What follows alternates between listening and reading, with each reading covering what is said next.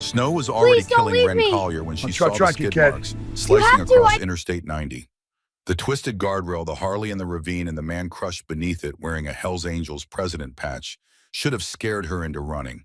Instead, a 17-year-old homeless girl with nothing left to lose gave up her last bit of warmth to keep a dying stranger alive and dialed a number that brought 750 motorcycles thundering out of the Montana darkness.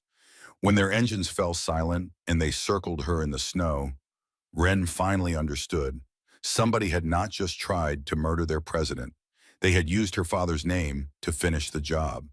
Welcome to this story. If you are new here, stay close because what you are about to hear will reach into places you did not know still worked.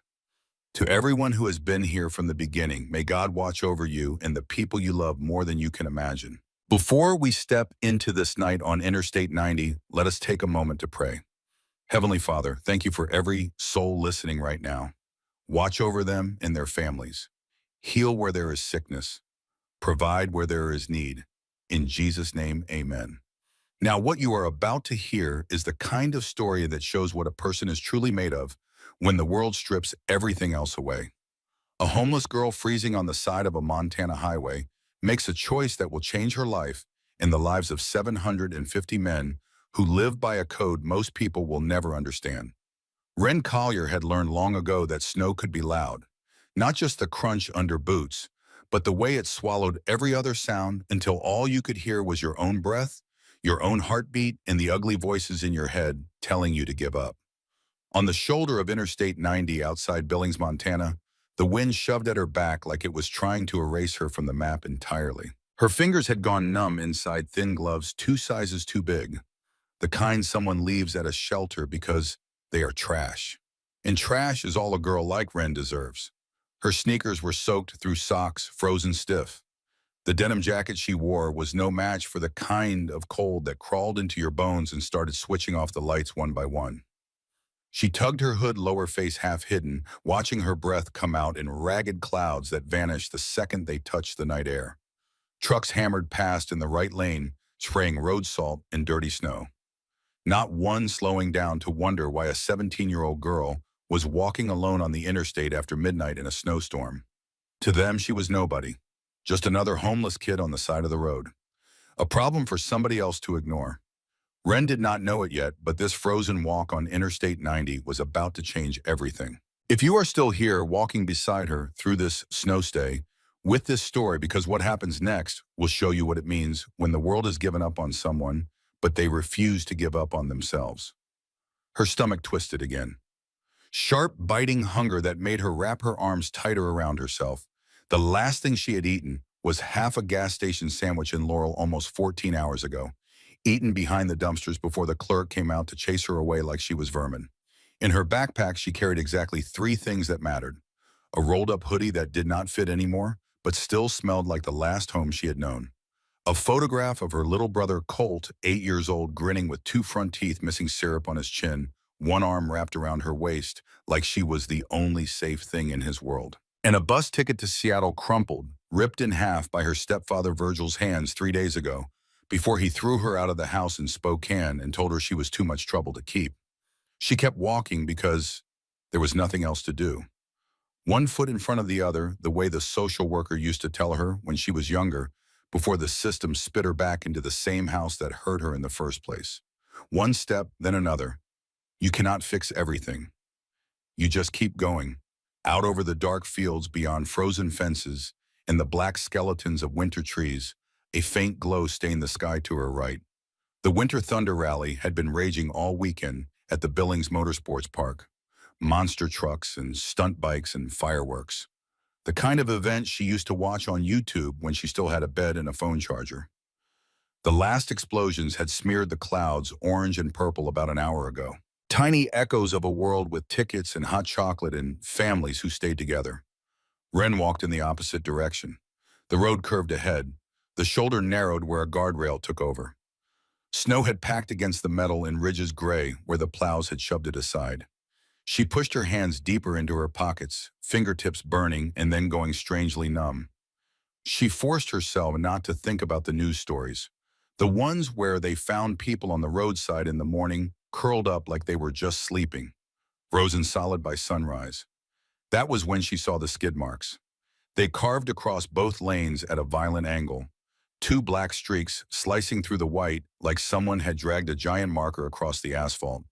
They started near the center line and skated all the way to the shoulder straight into the guardrail, where the metal bent outward like something had hit it hard enough to scream. Wren slowed, breath catching in her throat. Car wrecks meant cops. Cops meant questions. Questions meant names and addresses and parents. Things she did not have or did not want to explain. Every instinct sharpened by years of bad nights told her the same thing. Keep walking. Do not get involved. This is not your problem. She dropped her gaze, tightened her jaw, pushed forward. 10 more steps. 20. Snow grinding under her ruined sneakers. She had almost convinced herself that whatever happened back there was not her business when she heard it. Not the wind, not a truck, not the low, faraway thrum from the rally grounds. A sound ripped up from the darkness beyond the guardrail. Torn by the wind, but still unmistakably human. A raw, broken groan. Wren stopped like somebody had grabbed the back of her jacket. For a second, she just stood there, heart pounding in her throat, eyes squeezed shut. If she ignored it, maybe it would go away. Maybe it was just the road settling, ice cracking her imagination playing tricks after 3 days of walking with almost no food. Then she heard the word. Help. Faint, strangled, like it was trying to claw its way out of a throat full of blood. But it was there. Help, her stepfather Virgil's voice rose up in her head, ugly and familiar. You are useless, Wren. You are nothing but trouble. If you disappeared tomorrow, nobody would even notice. Nobody would care. The cold bit at her ears. Wind shoved her forward again. She could pretend she never heard it. Nobody knew she was out here. Nobody would blame her for walking away. Nobody ever blamed the ones who pretended not to see. But then another voice cut through, smaller, younger, Colt's voice from the last phone call. Before child services took him away, do not let them make you think you are trash, Wren. You are my sister. You are the only good thing. Her body moved before her fear could talk her out of it. Wren crossed to the guardrail and grabbed the freezing metal with aching fingers. She leaned over. The embankment dropped away steeply, a white slope broken by rocks and dark scrub brush. For a heartbeat, all she saw was more snow. Then her eyes found the wrong shape. Something big and black lay crumpled at the bottom half buried where it had plowed through the drift. A motorcycle, chrome dulled by frost, back wheel still slowly spinning, exhaust hissing weakly in the cold. Next to it, twisted at an angle no body should bend, a man lay on his back. One leg pinned under the bike, one arm flung out palm raw and bloody against the snow. The man's leather cut was torn at the shoulder, but even from up here, the patches were clear. Curved letters across the top. Hell's Angels. A white skull with wings. Another patch below, bigger than the rest. Stark and brutal in the moonlight. President. Wren's breath hitched. The words sat on her tongue like a stone. She had seen those patches in documentaries, viral clips about rallies in Sturgis and Daytona Beach. Men the news called outlaws and criminals. Men her stepfather cursed whenever they flashed across the television. You stay away from people like that, girl. They will eat you alive. Help. The sound came again, weaker this time. The man's head rolled a little, beard crusted with ice, lips turning blue.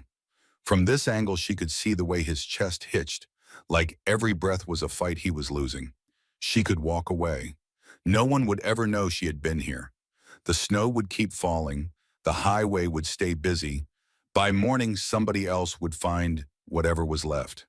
But the photo in her backpack burned against her spine.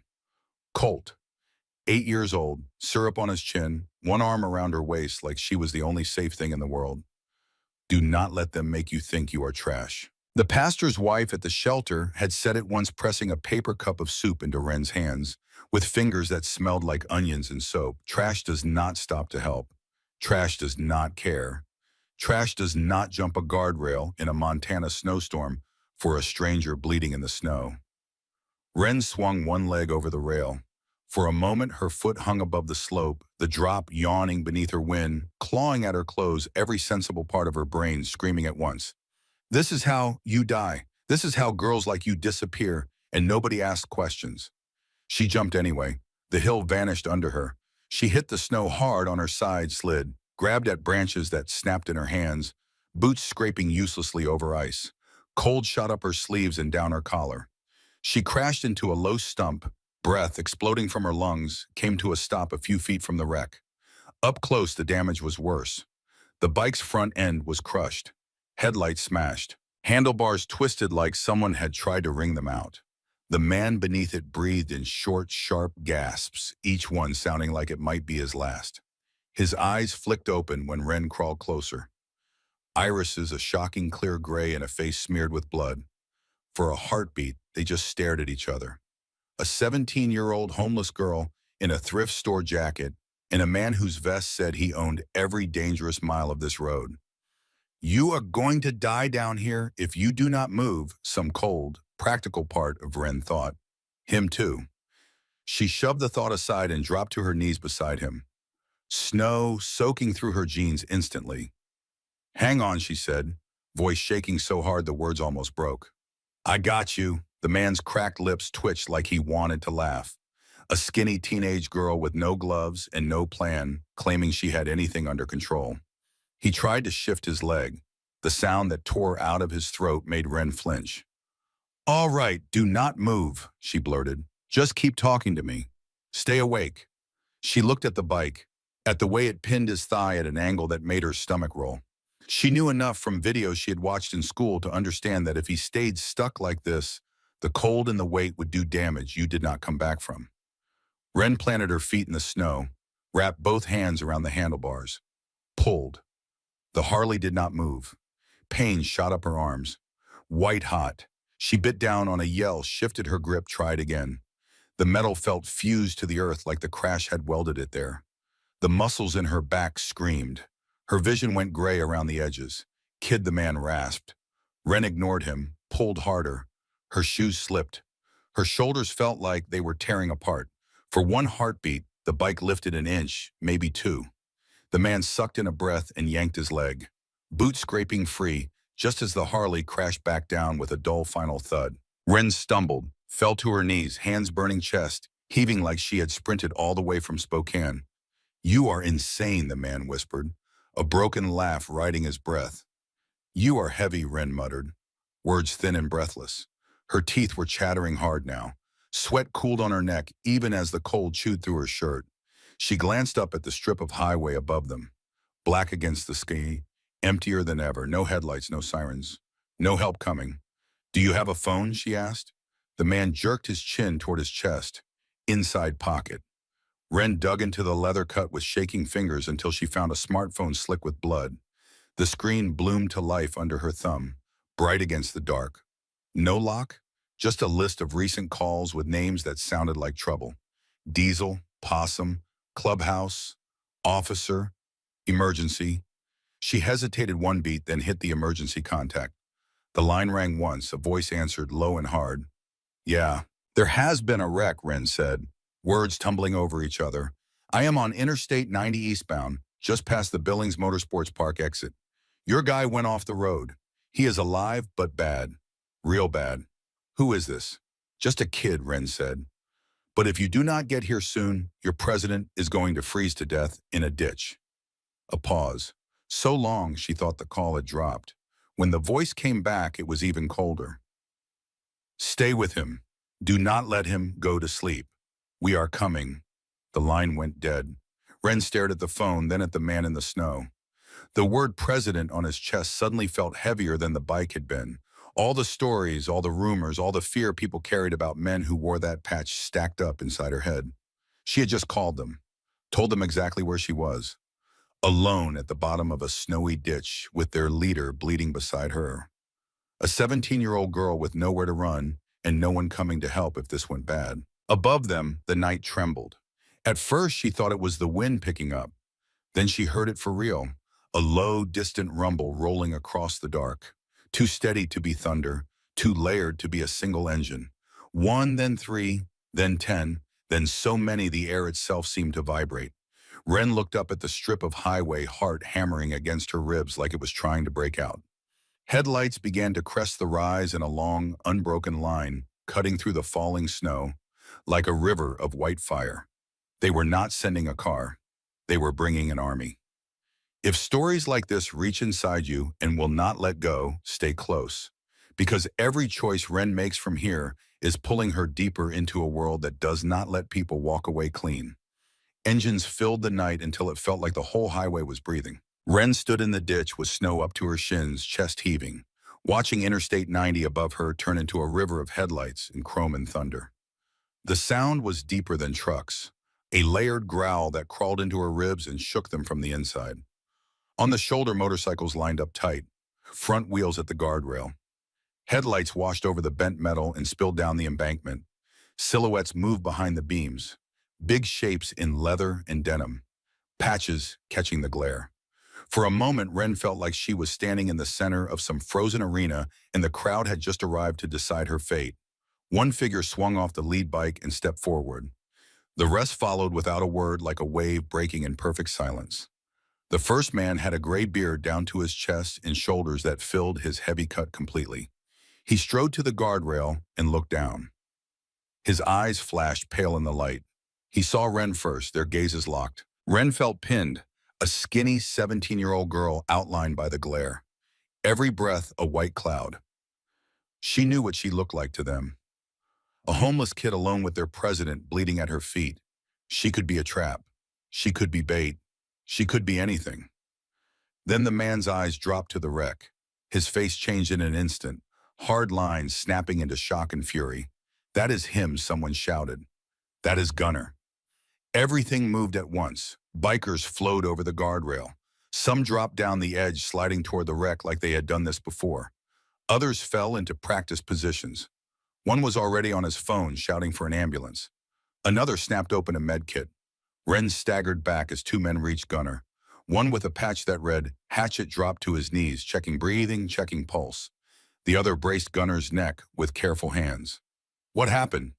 Hatchet barked. "He was already down here when I heard him," Ren said, voice small and shaking. "The bike was on his leg. I pulled it up so he could get free." "You move the bike," Hatchet snapped. Ren flinched. The bearded man slid down the embankment with more control than anyone else. His cut was marked with Hellsangels, Montana, and a small name patch over his heart. Stokes. He leaned over Gunner eyes, scanning the damage with the focus of someone who had seen this before and knew exactly how bad it could get. "Brother," he said, voice steady, "stay with me."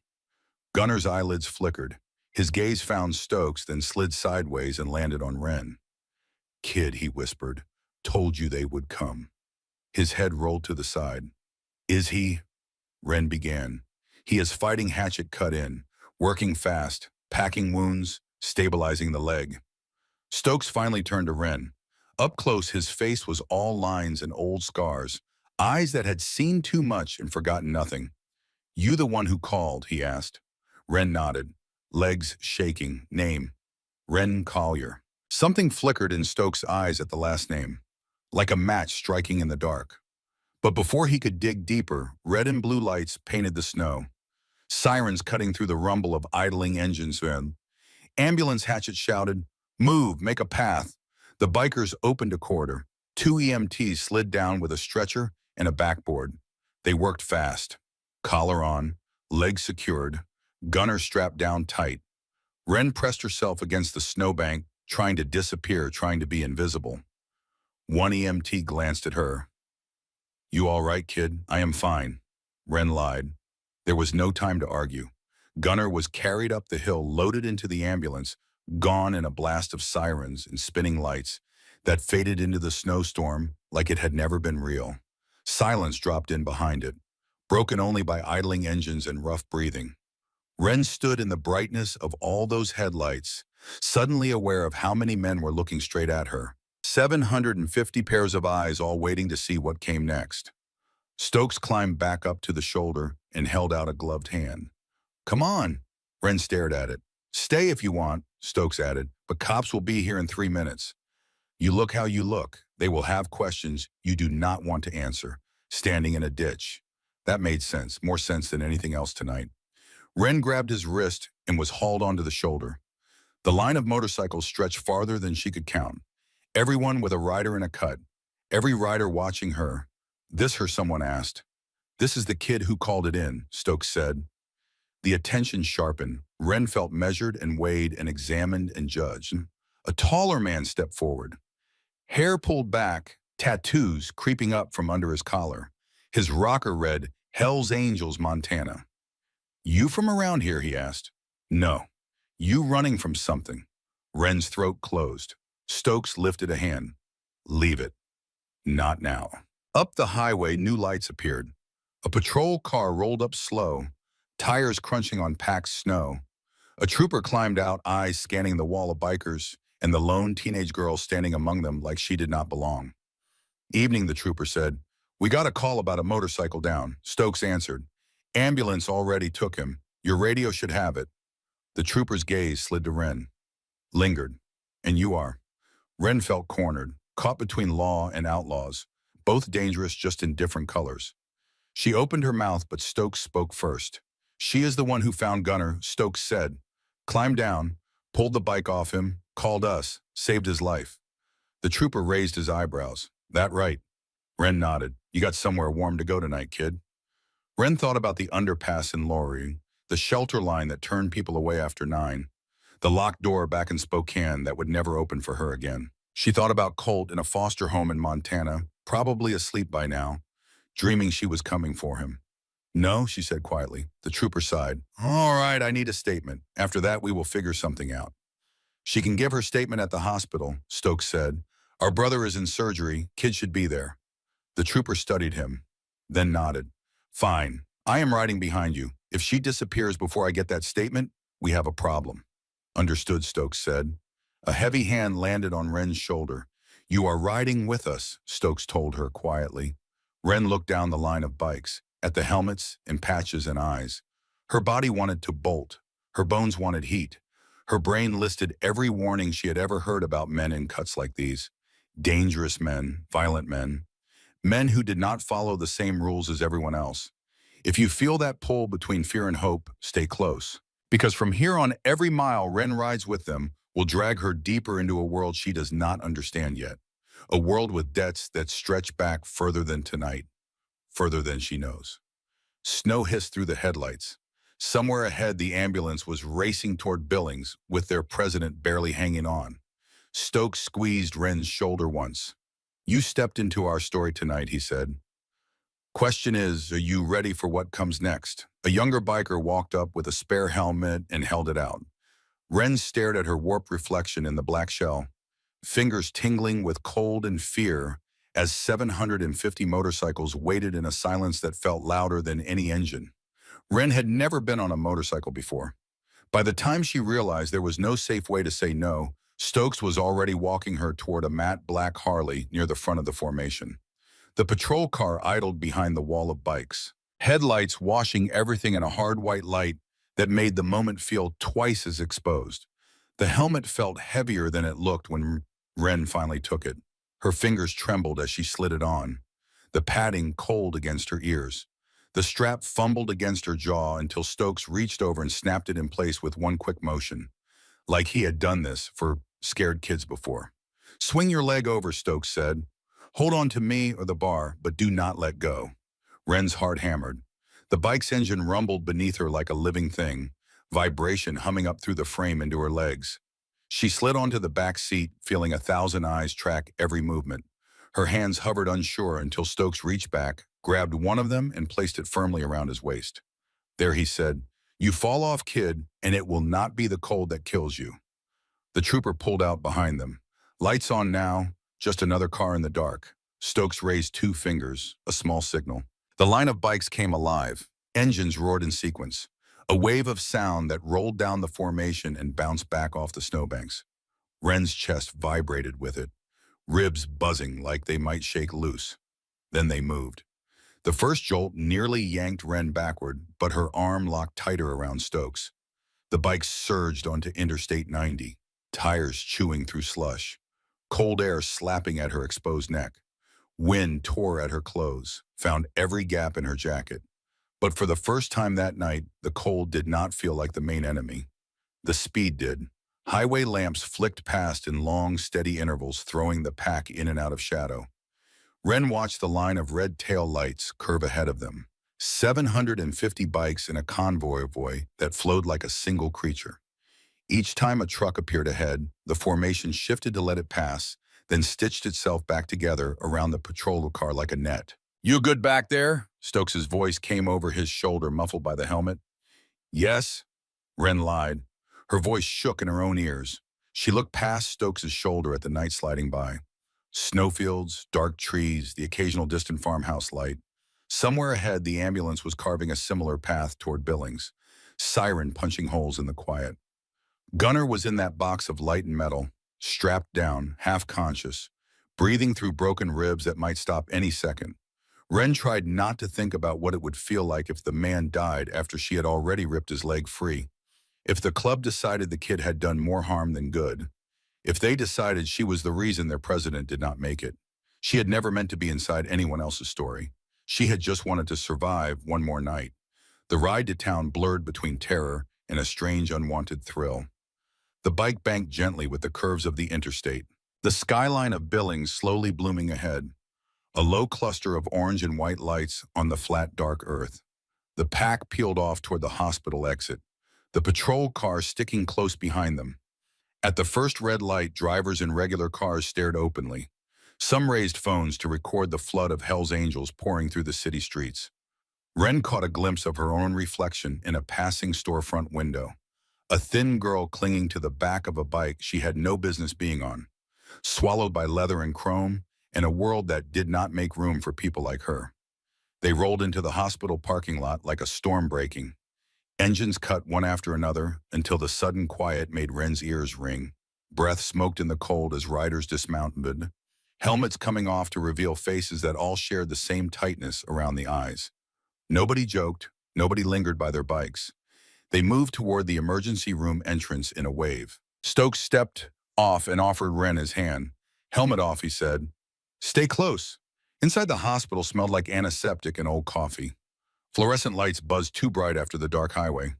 The waiting room was small compared to the flood of patches that tried to press into it.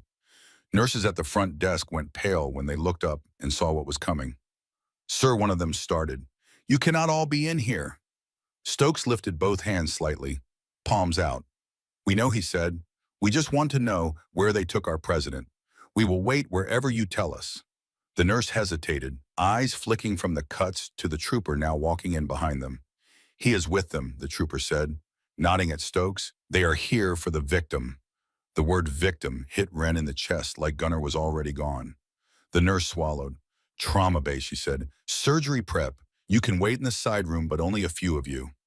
"We will rotate," Stokes said. He turned and pointed. You stay here.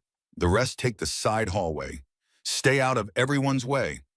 No one gives anyone in this building trouble. You hear me?" A murmured assent rolled through the group. For a second, Wren saw the club as something other than a wall of leather and danger. There was order here. Rules, a structure.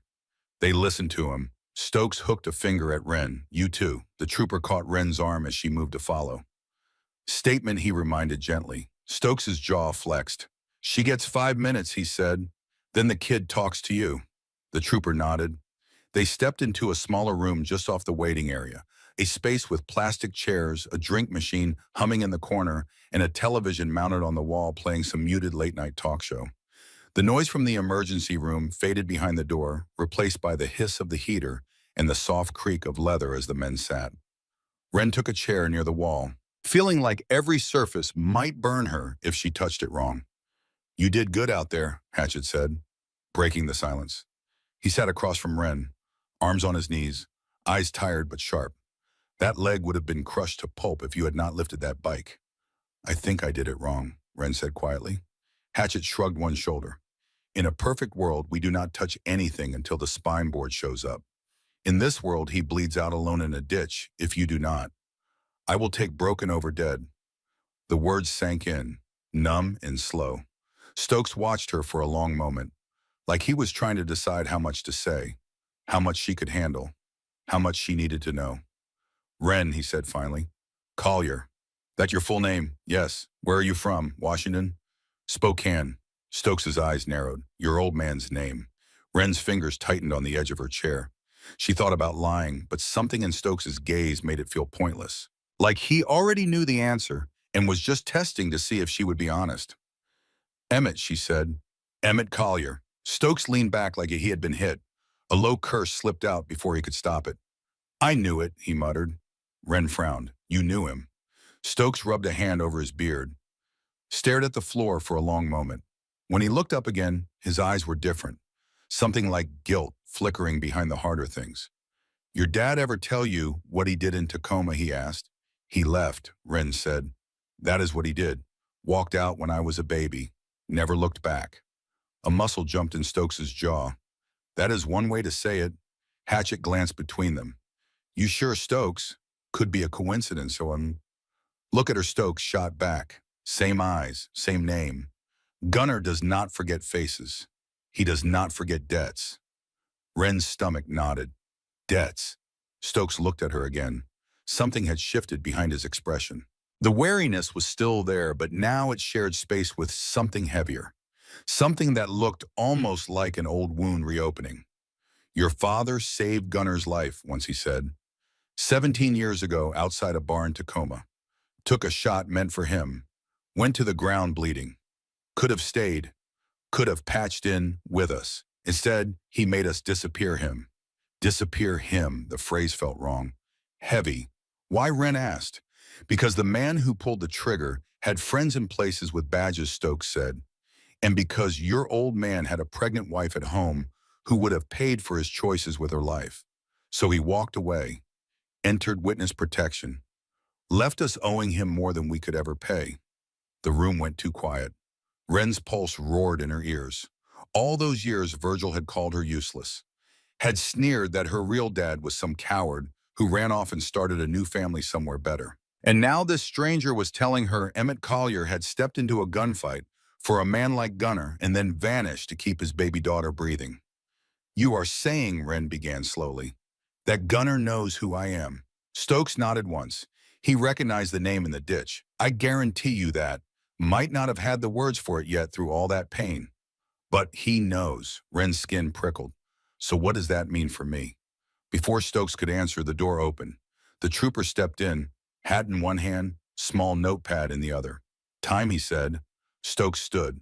She is not running, he told the trooper. Did not say she was, the trooper replied. He sat down opposite Wren and clicked his pen. All right, kid. Just tell me what you saw. Wren recounted it, from the skid marks to the guardrail, the sound of help, the jump, the bike, the call. Her voice sounded far away as she spoke, like it belonged to someone else, someone braver. The trooper wrote, asked a few clarifying questions, then closed the pad. You did the right thing calling it in, he said. A lot of folks would have kept walking. Wren did not know what to do with that. You got any charges, the trooper added. Tone practical rather than threatening. Warrants, any reason I should be dragging you downtown? No, Wren said. All right then. For now you are free to go wherever they take you. If we need you for anything else, we will find you. That last sentence landed like a weight on Wren's chest. The trooper left. The heater hummed. Somewhere in the guts of the hospital machines beeped steadily around a man who might or might not wake up. Stokes dropped back into his chair. Here is the thing, kid, he said. Whether you like it or not, you are in this now, and what Wren asked. The Bloodstokes said simply, your father saved our president once. Tonight you did it again. That is not nothing in our world. Wren swallowed. I did not do it for anything. I just heard someone calling for help. That is why it matters, Stokes said. He leaned forward, elbows on his knees. Most people hear that call and keep walking. You did not. That tells me something about who you are. The door to the waiting room swung open again. A doctor stepped in, green scrubs under a white coat, surgical cap still on, lines of exhaustion carved deep around his eyes. The patch of quiet inside the room tightened. You here for the motorcycle accident, the doctor asked, looking at Stokes. Gunner Stokes corrected automatically. The doctor took a breath. He is alive, he said. For now, we repaired what we could. His leg was a mess, but we managed to save it. The head trauma is the bigger concern. He is in a coma. Could be hours, could be days, could be longer. Relief and dread twisted together in Wren's chest. Alive but not really here. Can we see him? Stokes asked. One at a time, the doctor said. Immediate family first. Stokes hesitated, then glanced at Wren. Something unspoken passed through his expression. He has no blood here, Stokes said quietly. The doctor frowned. Then who are all of you? Family, Stokes said. The kind you choose. He stood and looked straight at Wren. Come on. Wren blinked. Me. Stokes nodded. You pulled him out of that snow. You go in before I do. A dozen pairs of eyes followed Wren as she rose on unsteady legs and walked past them. Out into the hall. Past nurses and security guards trying to look like they were not unnerved by the wall of leather in the chairs. Her sneakers squeaked on the polished floor. Her hands would not stop shaking. The doctor led them down a corridor that smelled sharper, colder somehow. They stopped outside a door with a number and a warning sign about hand sanitizer. The doctor pushed it open. Machines hummed softly inside. A monitor ticked out a slow rhythm. Gunnar lay in the bed, skin pale against the sheets, beard cleaned of blood. Tubes and wires snaking into his arms and under the blankets. His leg was wrapped thick, elevated. Wren stepped just inside the door and stopped. The man looked smaller here, washed of the noise and heat and fury that had surrounded him on the highway. Just a broken body held together by stitches and plastic lines. She felt Stokes' presence behind her. Solid and unmoving. Say something, Stokes murmured, even if he cannot hear it. Wren swallowed, throat tight. She thought of the ditch, the way Gunnar's hand had clamped around her wrist when she pulled the bike free, the way he had said kid like it meant something. She thought of her father, a name and a ghost suddenly tethered to this man by a story no one had bothered to tell her, a story that made her something other than trash left on the side of a highway. She stepped closer to the bed, fingers twitching at her sides. Hey, she said quietly, it is Wren, the stupid kid who did not keep walking. A weak laugh that was not really a laugh caught in her chest. They say you owe my family, she whispered. But now I guess I owe you too. Somewhere outside the door, boots thudded on tile. Voices rose and dropped. The world beyond this room kept moving, full of engines and sirens and people who had places to be, people who belonged somewhere. Wren stood between them, staring at the slow blink of the monitor, wondering what happened next, wondering if she had just traded one kind of cold for another. Then Gunnar's fingers twitched. For a second, Wren thought she imagined it. Just some glitch in her tired brain. But then it happened again, a tiny movement against the white sheet, like his hand was trying to remember how to be a fist. The heart monitor kept its slow, steady rhythm, a soft electronic heartbeat for a man who had spent his whole life living by louder ones. Stokes stepped up to the other side of the bed, eyes locked on that hand. You see that, he murmured. Wren nodded. Throat too tight to speak. Gunnar's eyelids fluttered. Not much, just enough to show a sliver of gray between lashes. The doctor had said coma, days, maybe weeks, but something in the room felt like it had shifted, like someone had opened a door a crack and light was trying to force its way through. Gunnar Stokes said quietly, It is Stokes. You are in Billings General. You made it off that highway. For a long moment, nothing changed. Then Gunnar's mouth moved, words sticky and soft. Cold, he whispered. You are inside, Stokes' mouth said. You are warm. Gunnar's gaze drifted unfocused toward the ceiling, then slid sideways and landed on Wren like a weight. Kid, he breathed. You are still here. Wren swallowed. Yeah, you are hard to walk away from. A small rasp that might have been a laugh scraped out of Gunnar's chest. Could have left me, he said. Did not. His eyes closed again for a moment, then opened a little wider, just enough for something like recognition to burn there. Collier, Gunnar whispered. Stokes glanced at Wren. He knows, he said softly. Gunnar's fingers twitched again, this time reaching, searching. Wren hesitated, then stepped closer and wrapped her hand gently around the older man's. The skin was rough, the grip weak but deliberate. You have his hands, Gunnar murmured. Like your old man, you knew him, Wren said. Gunnar's eyes glistened in the harsh hospital light. Saved my life, he said. Took a bullet, walked away so trouble would not follow his kid home. Wren's chest cracked open around the words. All those years of thinking her father was a shadow who left because she was not worth staying for. And now this man, half broken on a hospital bed, was telling her Emmett Collier had walked away to keep her breathing. She wanted to be angry. She wanted to be grateful. Mostly she just felt hollow and full at the same time. He did not tell me, Wren managed. Gunner's mouth twitched. Some debts you do not brag about, he said. You just carry them. Silence settled over the room, heavier than the machines. Stokes watched them both, arms folded across his chest, eyes strangely soft. We owe him, Gunner continued. Owe you, that is how this works. I did not pull you out of that ditch for a reward, Wren said quickly. Good, Gunner said, because what I am offering is not a reward. His hand tightened slightly around Wren's. Surprising strength in that grip. I got a club that needs to remember what we stand for, he said. Brothers, family, paying back what we owe. I got enemies who thought they could take me off a road and nobody would answer. And I got a girl named Collier who jumped a guardrail in a snowstorm when the rest of the world would have walked on by. The monitor beeped steadily as he sucked in another breath. You got somewhere to go after this, he asked. Somewhere safe. Wren thought of the underpasses, the shelter lines, the dead phone in her pocket. The ripped bus ticket still folded in her backpack. She thought of walking along Interstate 90 alone with nothing but hunger and wind for company. No, she said quietly. Gunner's jaw clenched like that answer hurt more than any of his injuries. Then here is what we are going to do, he said, voice stronger now, like deciding gave him power. Stokes, he added without looking away from Wren. Yeah, brother, Stokes answered. Kid does not spend another night on concrete, Gunner said. You hear me. She gets a room, food, clothes that are not falling apart, work if she wants it, and anybody who has a problem with that can bring it to me when I am back on my feet. Wren stared at him. Why? Gunner's eyes sharpened. Because your father stepped into a fight that was not his and changed my life, he said.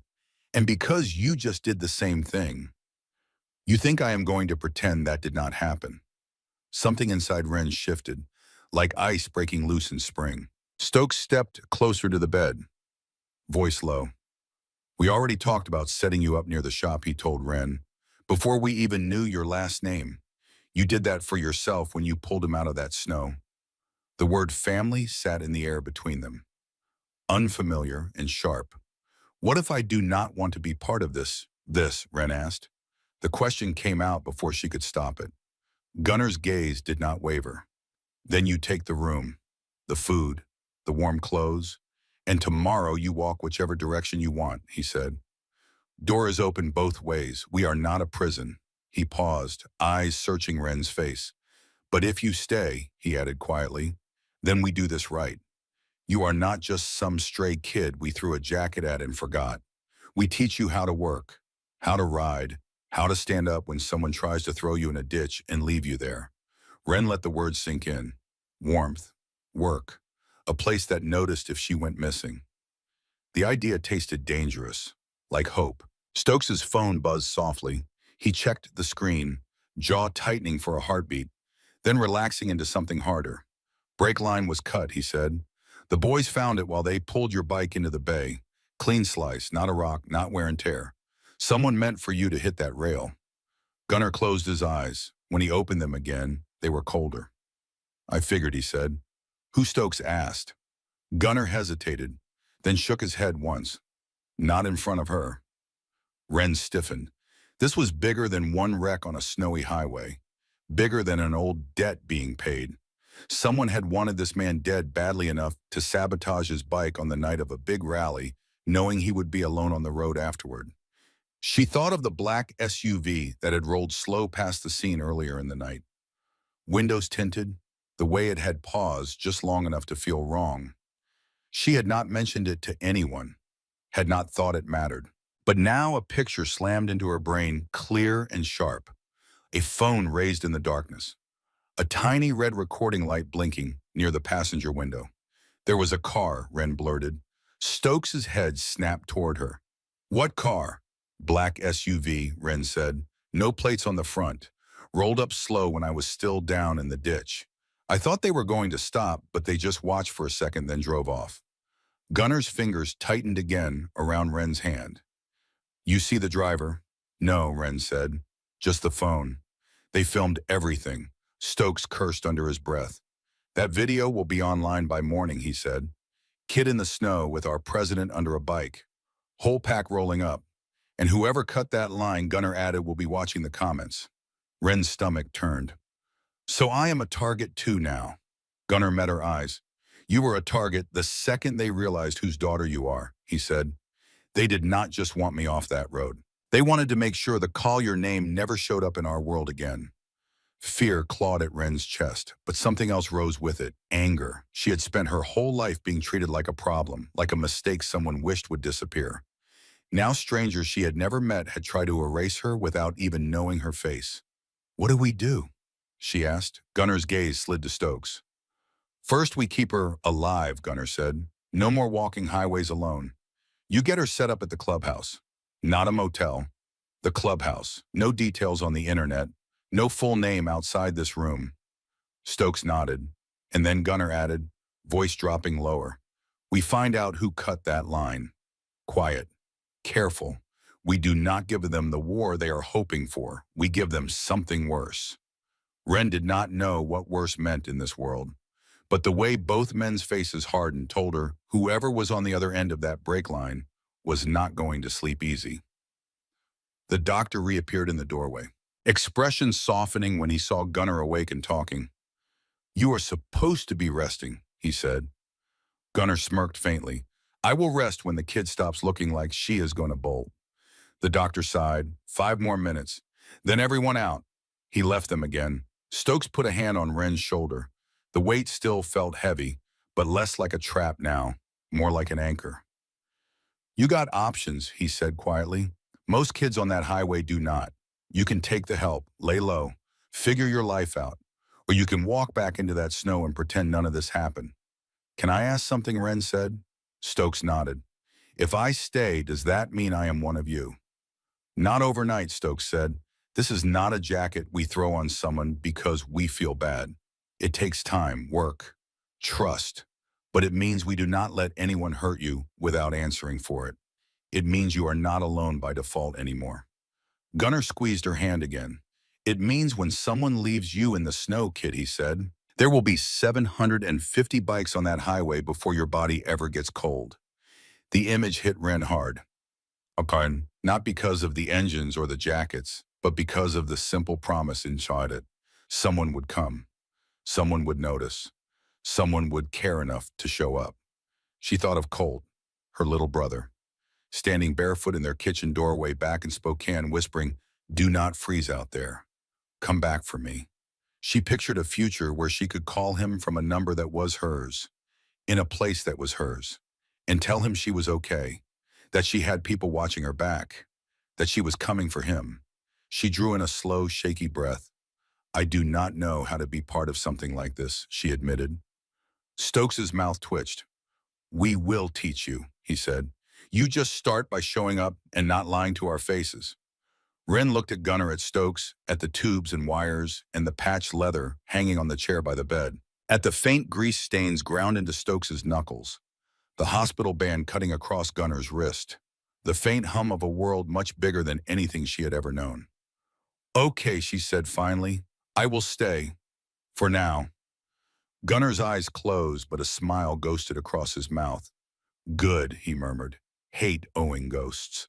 Stokes's hand tightened once on Ren's shoulder. Then let go. Come on, he said. Let him rest. Tomorrow we get you some real food and boots that do not leak. They stepped out into the hall. The door clicked softly shut behind them. The pack was still in the waiting room. Quieter now, some sitting with heads bowed, some scrolling through phones, some just staring at the floor like they were praying without moving their lips. Heads turned as Ren and Stokes emerged. Well, Hatchet asked.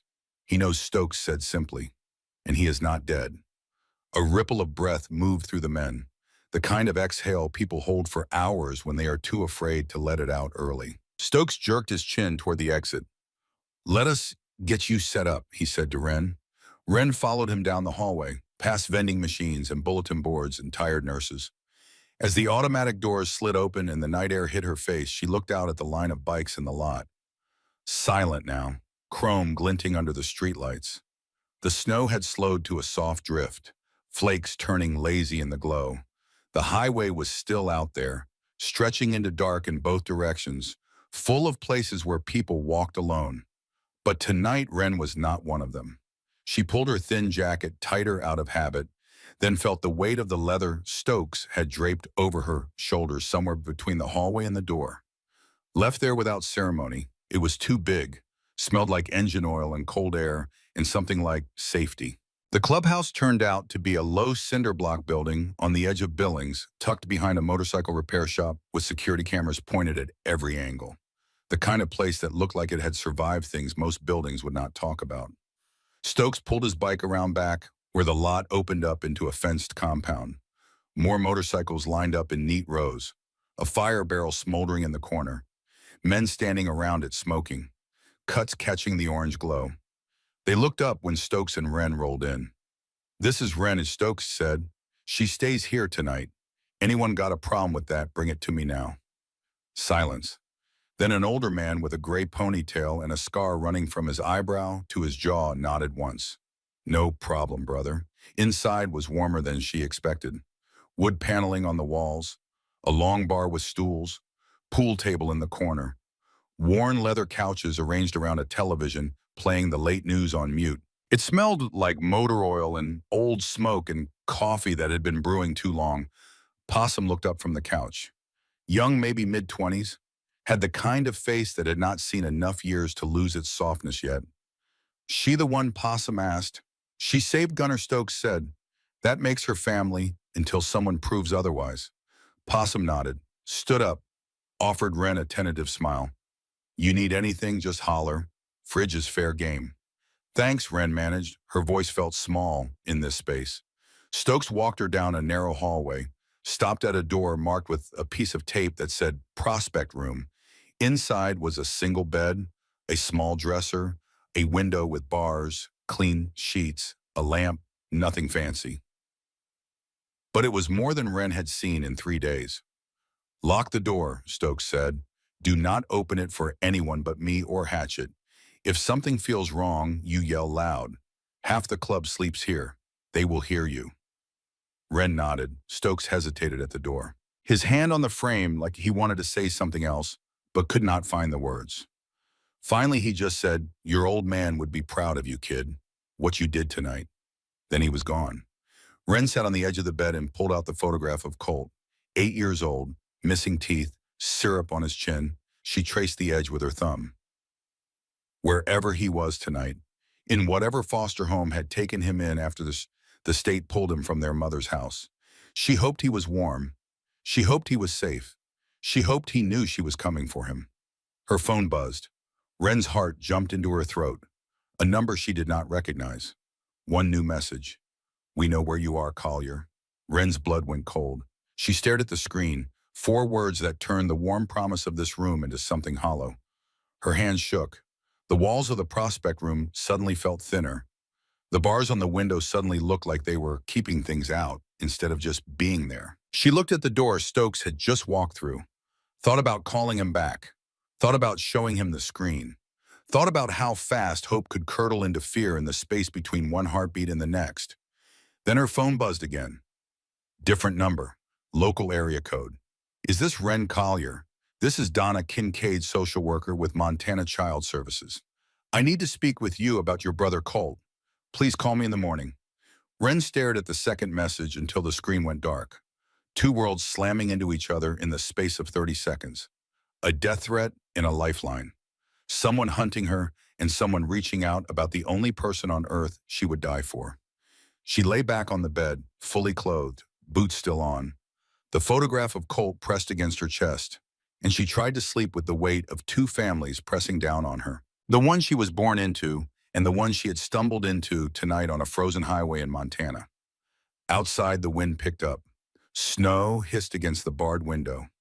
Somewhere in the clubhouse, boots thudded on wood floors and low voices murmured behind closed doors. Somewhere in a hospital across town, a man with a president patch breathed through machines and owed his life to a girl he had never met until tonight.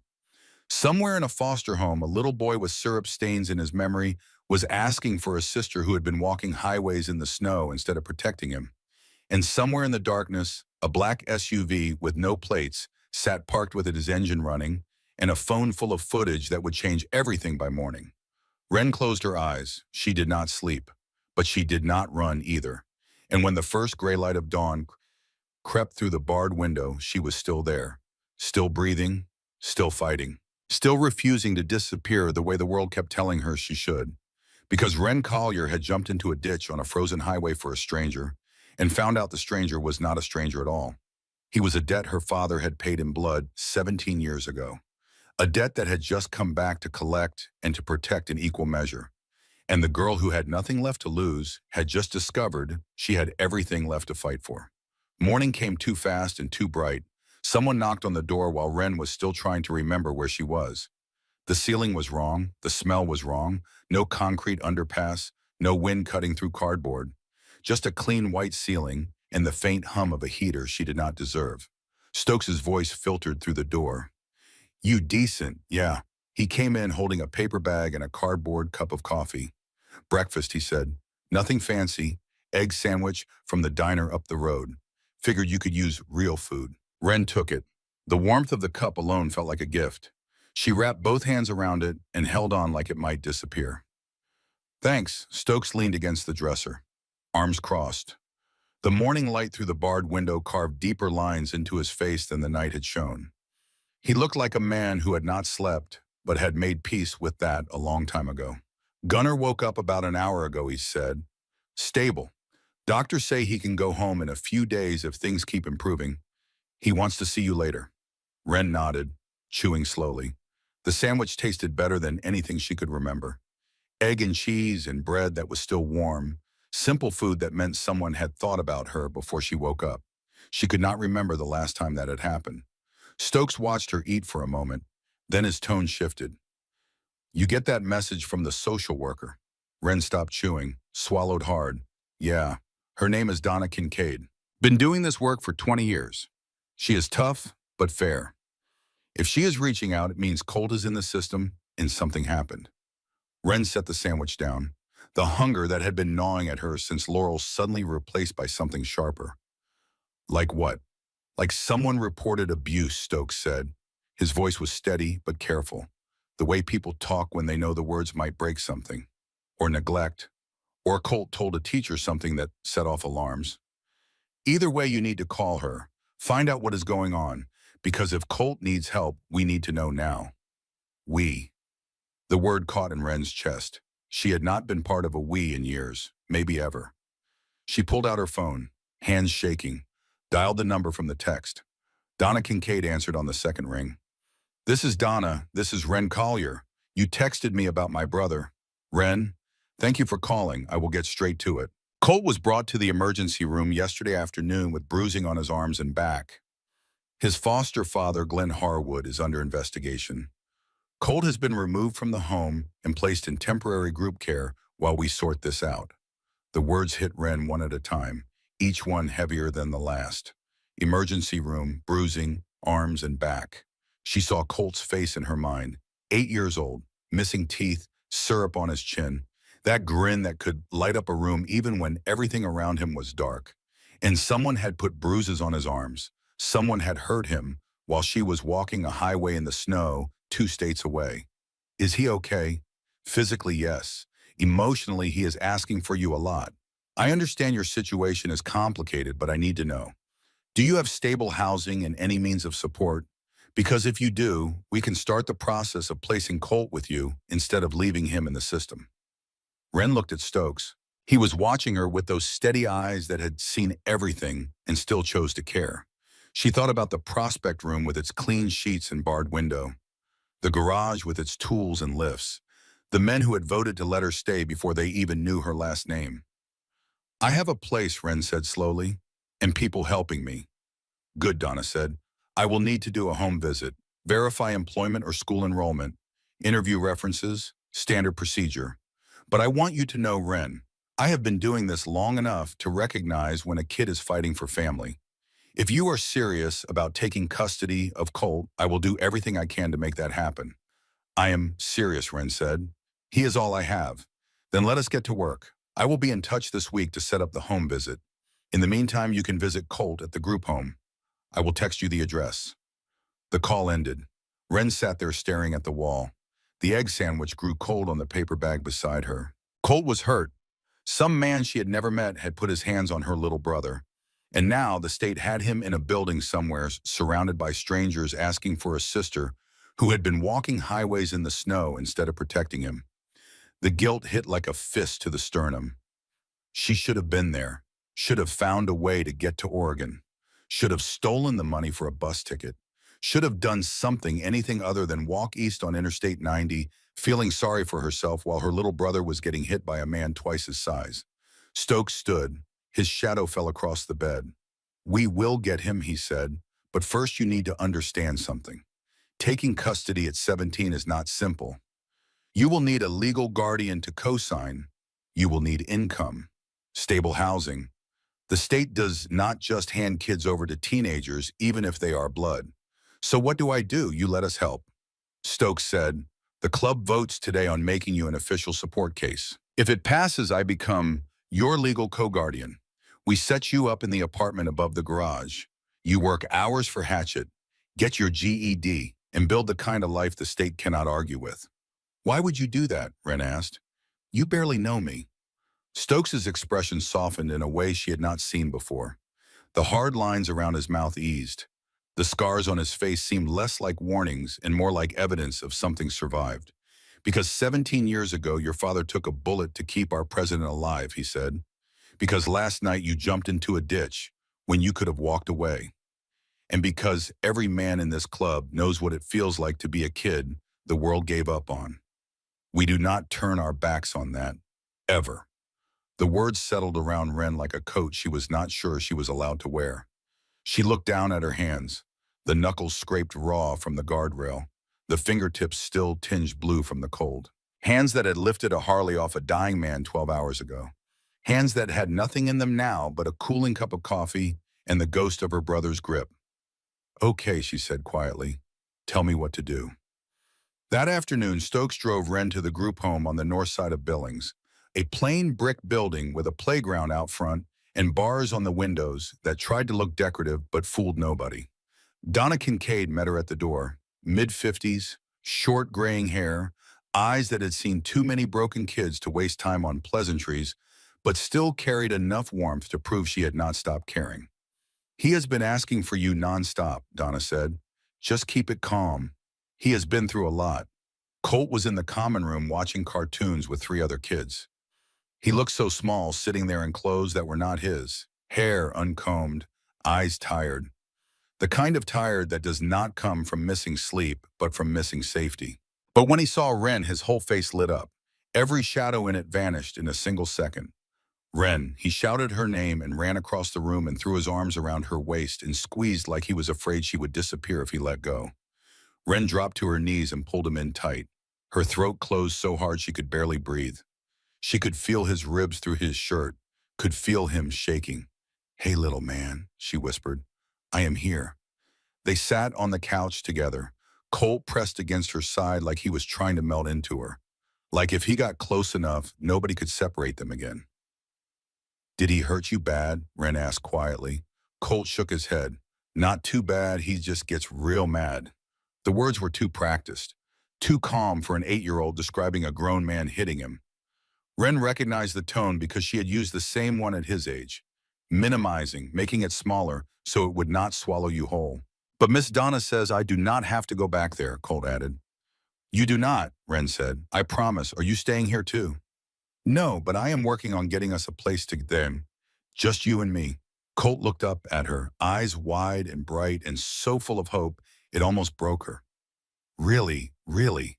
When?" "Soon," Wren said. "I just need to get some things in order.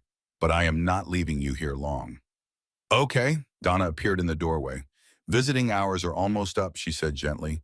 Wren hugged tight Colt one more time, kissed the top of his head, breathed in the smell of generic shampoo and little boy sweat, and felt her heart crack along a line she had not known existed. "I will be back in 2 days," she promised, "and I am going to call you every night." Colt held on for one more second, then let go, sat back on the couch, small and brave, and trying so hard not to cry that it made Wren want to burn the whole system down. On the ride back to the clubhouse, Stokes glanced over at her from behind the wheel of the truck. You good? No, Ren said. But I will be. The club meeting happened that evening. The main room of the clubhouse had filled up. Easily 40 men. Some Ren recognized from the hospital. Others she had never seen. They sat around tables, leaned against walls, filled the couches. All eyes turned when Ren walked in. Gunnar was supposed to be resting, but he sat at the head of the long table in a wheelchair. Leg elevated, looking pale but awake. Stokes stood beside him. Brothers, Gunnar said, voice rough but steady. You all know why we are here. Ren Collier saved my life 2 nights ago. Pulled a bike off me in the snow when she could have kept walking. Called you all in when I was dying. She is the daughter of Emmett Collier, the man who took a bullet for me 17 years ago in Tacoma and never asked for anything in return. The room was silent. 40 men breathing and none of them making a sound. Her little brother is in the system.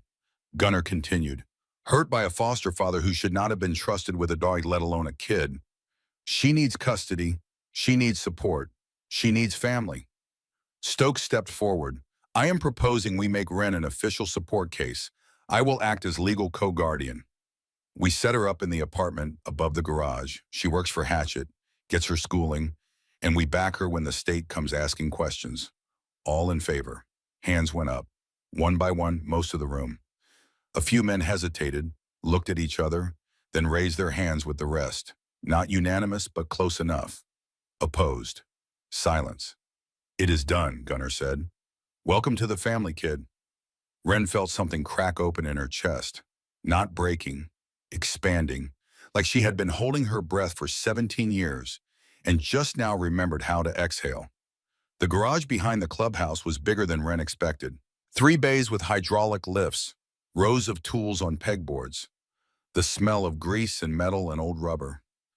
Hatchet was already elbow-deep in the engine of a Sportster when Stokes brought Ren in the next morning. She going to be working here, Hatchet asked without looking up. If she wants, Stokes said. Hatchet wiped his hands on a rag and turned to Ren. You know anything about engines? Not really, Ren admitted. Good, Hatchet said. Means I do not have to undo bad habits. Come here. For the next 2 hours, Hatchet walked Ren through the basics. How to identify parts, how to check fluid levels, how to read the way an engine sounded and know what was wrong before you ever touched a wrench. He did not talk down to her, did not make jokes about girls and grease, just taught her like she was anyone else trying to learn a trade. Your hands are small, Hatchet said at one point. That is an advantage. You can get into spaces I cannot reach anymore.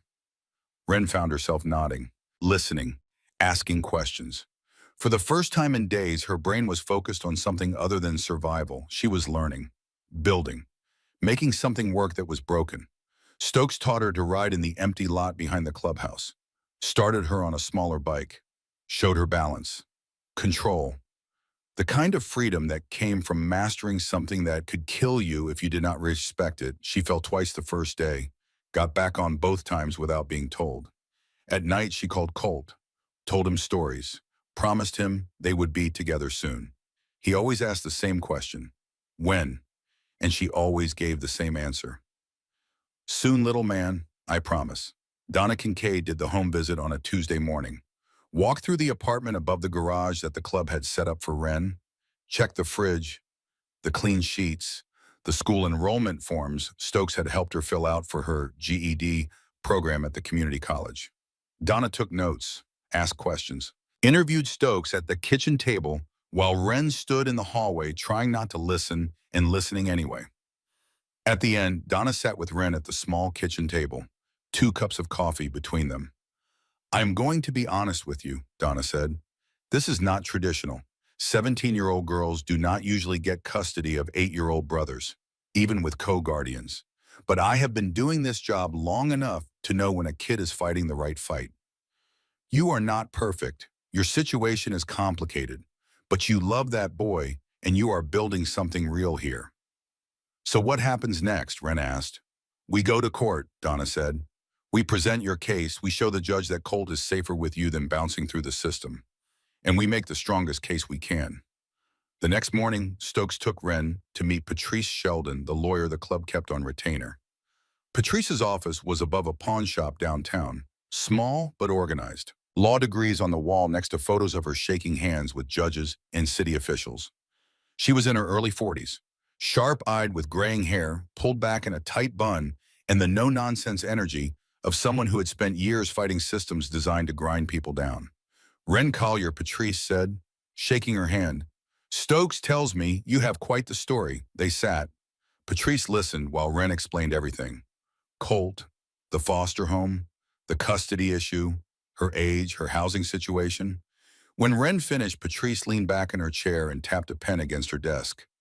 Here is the reality, she said. You are 17, legally a minor. The state does not like placing children with other minors, even if they are siblings. But it is not impossible. With Stokes as co-guardian and proof of stable income and housing, we have a case. The question is timing. How long, Wren asked. If everything goes smoothly, 6 to 8 weeks. Colt does not have 8 weeks, Wren said. He is in a group home asking for me every night. Patrice's expression softened for a moment. Then the lawyer came back. I understand, but rushing the process gives the state reasons to say no. We need to be smart. Document everything. Show up to every meeting. Make them see that you are not some kid trying to play house. You are his sister fighting to keep him safe. Wren nodded, hands clenched in her lap. There is one more thing, Patrice said. She pulled a file from her desk. Stokes mentioned your father, Emmett Collier. Wren's pulse quickened. What about him? He testified in a case 17 years ago, Patrice said. Her voice took on the careful weight of someone delivering news they wish they did not have to.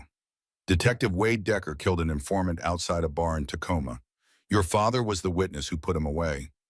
Wade died in prison 2 years ago. Wren felt ice crawl up her spine. And Wade's brother is Lyle Decker, chief of police here in Billings. Patrice slid a photo across the desk. A man in uniform, silver hair, cold eyes. The kind of face that looked like it had been assembled specifically to intimidate. If Chief Decker knows you are Emmett Collier's daughter, Patrice said, you need to be very careful. Men like him do not forget, and they do not forgive. The raid came 3 days later. Wren was in the garage with Hatchet learning how to rebuild a carburetor. Her hands were covered in grease.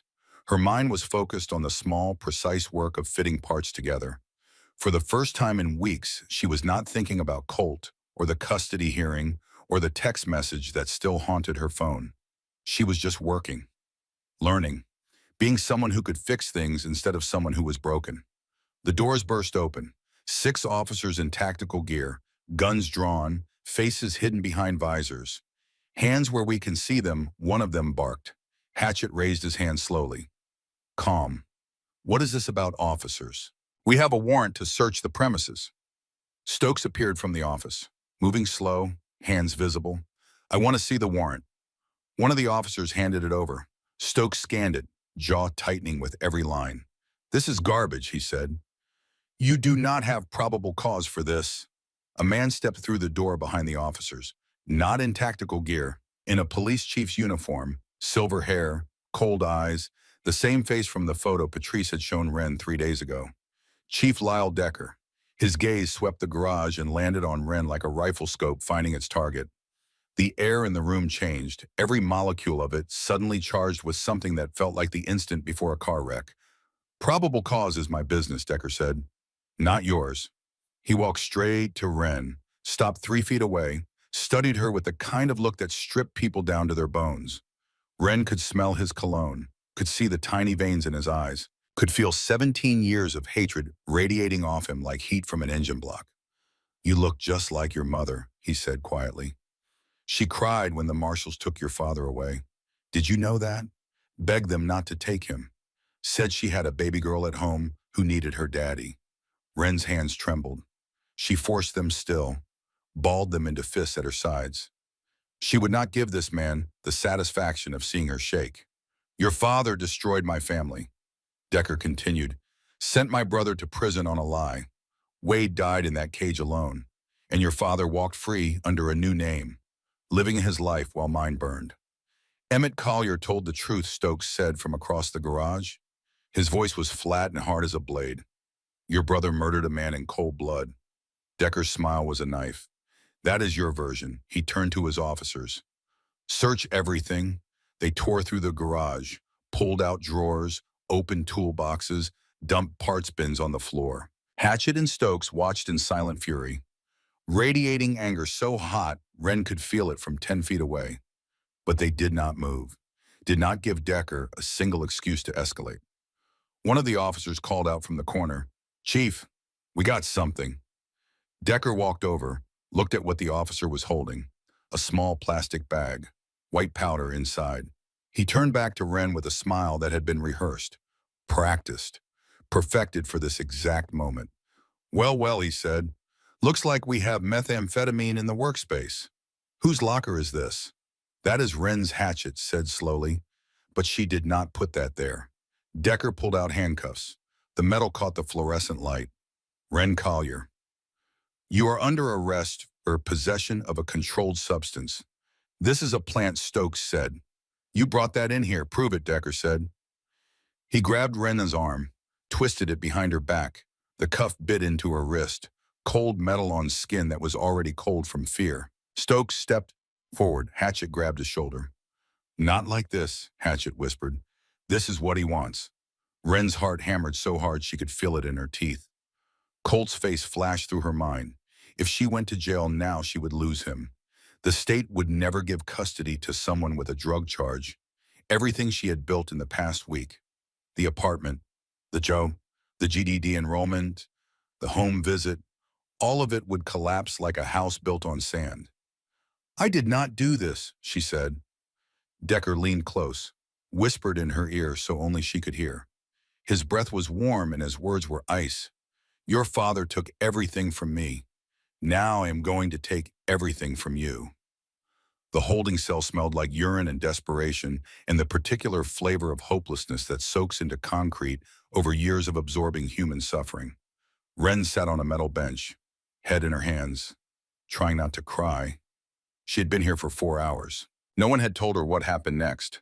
No one had explained her rights beyond the rote recitation during the arrest. She was just a body in a cage, waiting for the system to decide if she mattered. The door buzzed. Stokes walked in with Patrice beside him. Patrice's face was tight with controlled fury, the kind of anger that lawyers channel into paperwork and courtroom demolitions.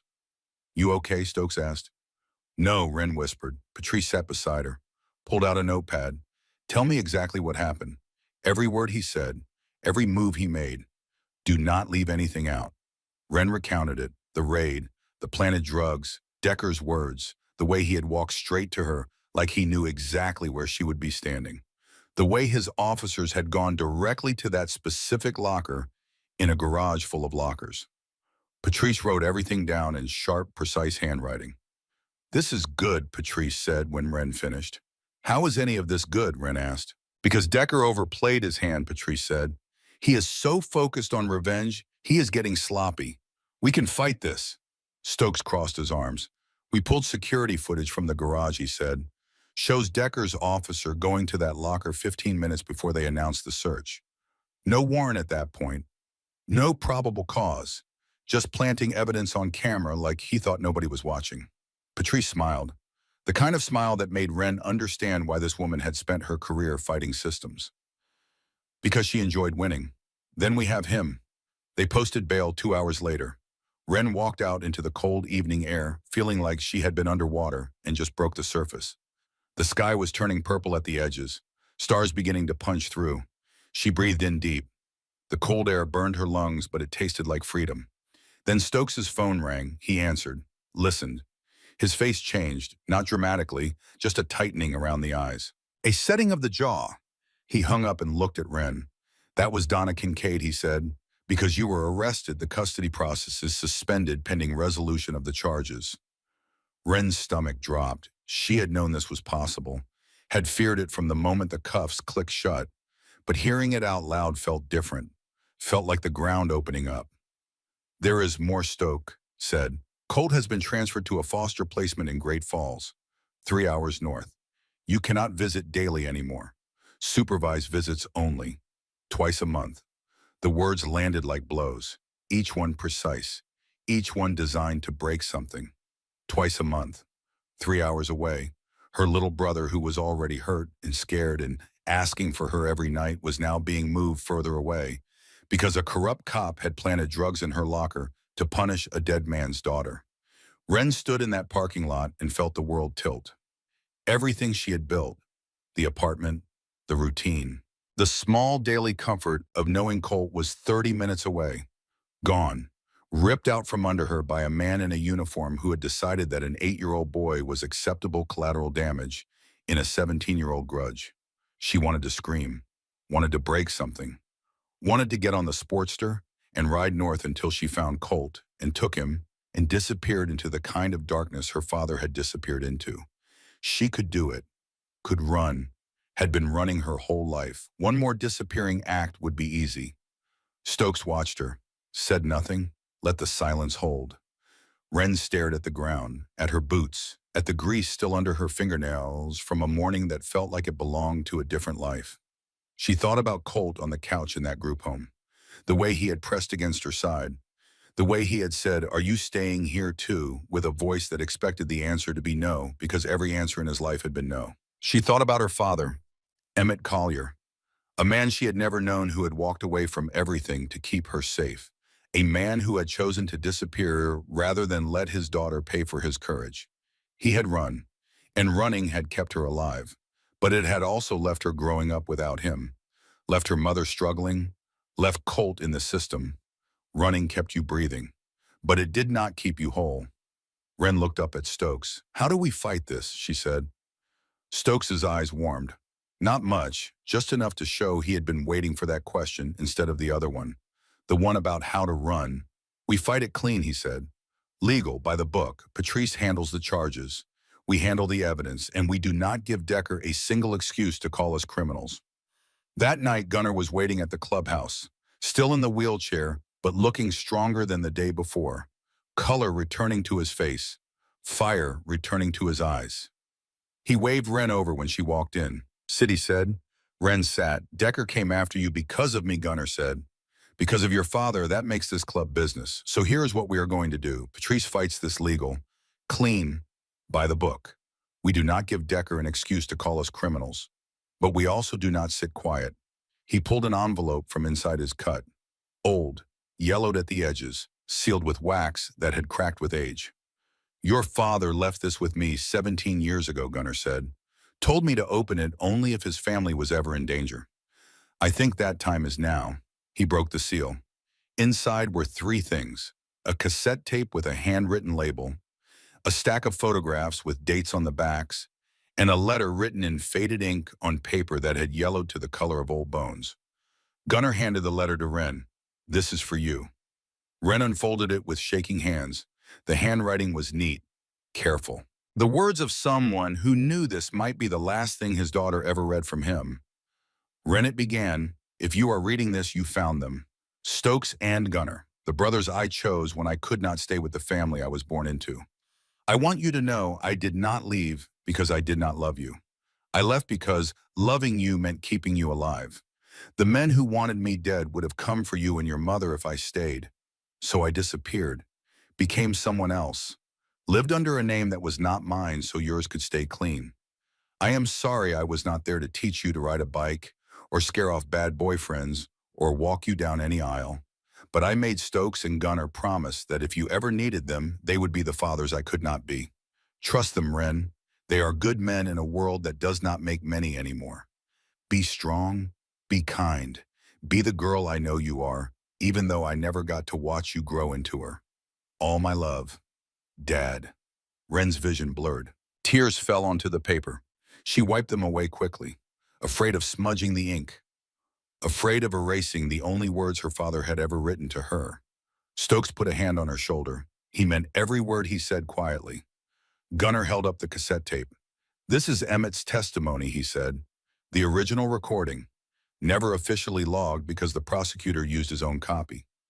But your father kept a backup, just in case." "And the photos?" Wren asked, her voice barely above a whisper. "Evidence," Gunnar said. "Photos of Chief Decker meeting with his brother Wade the day before the murder.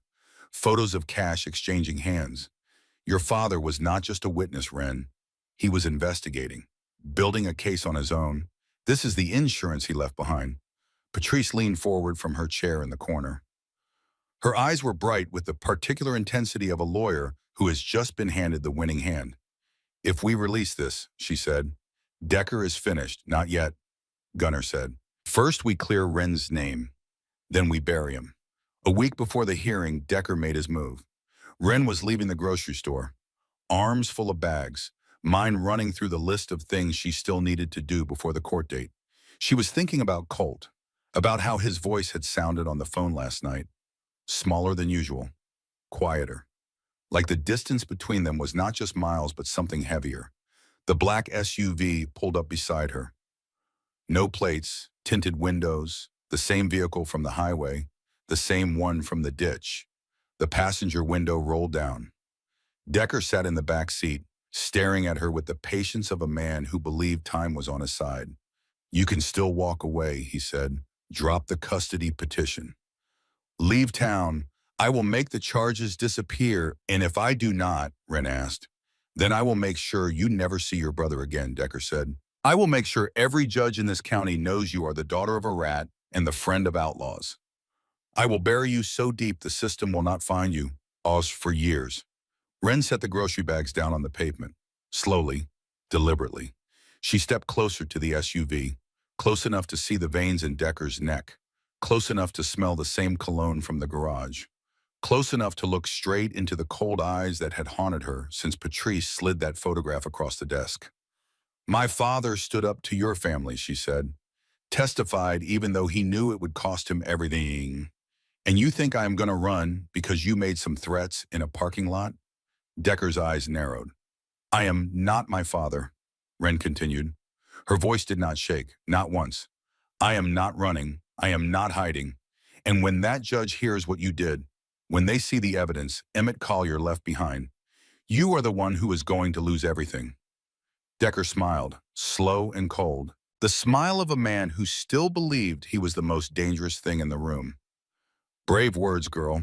Let us see if you still believe them when they take your brother away. The window rolled up, the SUV drove off, disappeared into traffic like it had never been there. Wren stood in the parking lot, shaking, not from fear, from rage, from the white-hot fury of a 17-year-old girl who had spent her entire life being told she was nothing and had finally decided to believe the opposite. Stokes found her 20 minutes later, still standing there, groceries on the ground. He did not ask what happened. He just picked up the bags and walked her back to the truck. That night, the club gathered, not for a meeting, for something else. Gunnar called it a ride. 750 motorcycles lined up outside the clubhouse. Wren stood among them, helmet in hand, her own bike waiting, a used Sportster the club had rebuilt for her. Nothing fancy, but it ran clean and it was hers. Tonight we ride for Collier, Gunnar said from his wheelchair at the head of the formation. For Emmett, for Wren, for every kid the system tried to crush who refused to stay down. Engines roared. The sound shook the ground beneath her feet. Wren climbed onto her bike, kicked it to life, felt the vibration hum up through her legs into her chest, into her throat. Stokes pulling up beside her. You ready? He asked. Yes, Wren said. They rode through Billings in formation, slow and deliberate, past the police station where Decker sat in his office watching through the blinds, past the courthouse where the hearing would happen, past the group home where Colt had slept before they moved him north. A message written in chrome and thunder and 750 engines saying the same thing. We are here, we are not afraid, and we are not leaving. When they returned to the clubhouse, Wren found Gunnar waiting. Tomorrow Decker will try to break you in that courtroom, Gunnar said. He will bring up your father, your past. Every mistake you have ever made, and you are going to sit there and take it because we fight clean, we fight legal. And when Patrice plays that tape, when the judge hears your father's voice from 17 years ago telling the truth, Decker is finished. What if it is not enough? Wren asked. Then we appeal, Gunnar said, and we keep fighting, because that is what family does. The night before the hearing, Wren could not sleep. She sat on the steps outside the clubhouse, staring at the stars. The sky over Montana was the biggest she had ever seen, endless and cold and full of light that had traveled millions of years just to land on the face of a girl sitting on concrete steps wondering if tomorrow would save her or destroy her. Stokes sat down beside her, handed her a cup of coffee, the same way he had every morning since she arrived. A small ritual that had become the most reliable thing in her life. You scared, he asked. Terrified, Wren admitted. Good, Stokes said. Means you care. Means it matters. They sat in silence for a while. The kind of silence that does not need to be filled. The kind that exists between people who have seen enough of each other to know that words are not always the point. Then Stokes spoke again. Your father told me something once, he said, right before he went into witness protection. He said the hardest part was not leaving. It was trusting that the people he left behind would be okay without him. Wren looked at him. He was wrong, Stokes said. They were not okay. Your mother struggled. You grew up without a dim. Colt ended up in the system. But you know what? You survived. You are here. You are fighting. That is what Emmett wanted. Not for you to be okay, but for you to be strong enough to fight when things were not. Wren's throat tightened. The stars blurred. Tomorrow you walk into that courtroom and you show them what Emmett Collier's daughter is made of, Stokes said. And no matter what happens, we will be right there beside you. Thank you, Wren whispered. Stokes stood, offered her his hand. Come on, you need sleep. Tomorrow changes everything. But as Wren walked back inside, her phone buzzed. Another message. Same unknown number. Last chance, Collier. Walk away or watch your brother disappear. Wren stared at the screen, the letters glowing in the dark hallway. She thought about every threat Decker had made, every word designed to make her feel small, every move calculated to remind her that he had power and she had nothing. She deleted the message, turned off her phone, lay down on her bed and stared at the ceiling until the first light of dawn crept through the barred window. She did not sleep, but she did not run either. And when morning came, she got dressed, braided her hair, put on the cleanest clothes she owned, and walked out into the cold to find 750 motorcycles waiting to ride with her to the courthouse. Because Decker had made one critical mistake. He thought she was alone. He thought the Collier name had died when Emmett disappeared into witness protection 17 years ago. He thought a 17-year-old girl with no money and no parents and no power would fold the same way every other kid the system chewed up had folded before her. But Wren Collier had never been more surrounded by family in her life. And the family she had found in the snow was about to walk into a courtroom and show a corrupt cop basically what happens when you try to bury the truth and the truth refuses to stay underground. The Yellowstone County Courthouse rose against the winter sky like a monument to everything Wren Collier had learned not to trust. Stone steps, columns that tried to look noble. The kind of building that made promises about justice but delivered whatever the people with power decided was convenient. She stood at the bottom of those steps at 8 in the morning with Stokes beside her and 750 motorcycles lined up along the street behind them. The sound of all those engines idling at once made the air vibrate, made the windows of the courthouse rattle in their frames. People on the sidewalk stopped and stared. Some pulled out phones. Others just stood there with their mouths open trying to understand what they were seeing. A 17-year-old girl in jeans and a leather jacket walking toward a courthouse with an army at her back. Patrice Sheldon appeared at the top of the steps, briefcase in hand, suit pressed sharp. She looked down at the formation of bikes and shook her head with something that might have been a smile. Subtle, she called down to Stokes. We do not do subtle, Stokes called back. Patrice walked down to meet them. She put a hand on Wren's shoulder. The grip was firm, steady. The hand of a woman who had walked into courtrooms 1,000 times and understood that the walk up the steps was always the hardest part. You ready for this? No, Wren said honestly. Good answer, Patrice said. Anyone who says they are ready to have their life picked apart in front of a judge is either lying or stupid. You are neither. So let us go in there and show them what truth looks like. They walked up the steps together. Stokes stayed close. Hatchet appeared from the crowd and fell in on Wren's other side. She had not asked him to come, had not asked any of them. But when she glanced back, she saw Diesel and Possum and a dozen others climbing the steps behind her, filling the hallway. Sitting in the gallery when the bailiff opened the courtroom doors, the prosecutor was already seated at his table. A man in his 50s with gray temples and the kind of face that had spent years practicing neutrality. He glanced at the Hells Angels filing into the benches and his mouth tightened just slightly. Chief Decker sat in the front row on the prosecution side. Uniform crisp, hair perfect. eyes cold as January ice when they found Wren across the room. He looked at her the way a man looks at something he has already decided to destroy, patient and certain and completely without mercy.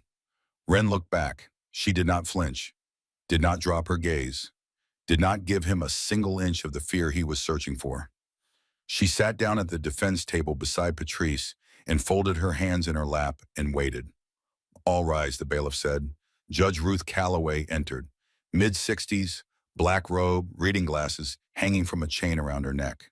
She had the face of a woman who had spent decades listening to people lie and had developed an almost surgical ability to separate truth from performance. She sat, scanned the courtroom. Her gaze lingered on the cuts and patches filling half the gallery. We are here today for two matters, Judge Calloway said. The state of Montana versus Wren Collier in charges of possession of a controlled substance and the petition for emergency custody of Colt Collier. Given the interconnected nature of these cases, I am hearing them together. Prosecution, you may begin. The prosecutor stood, buttoned his jacket, cleared his throat. Your Honor, the state will show that Miss Collier was found in possession of methamphetamine at an unlicensed motorcycle repair facility. Despite her age and claims of innocence, the evidence is clear.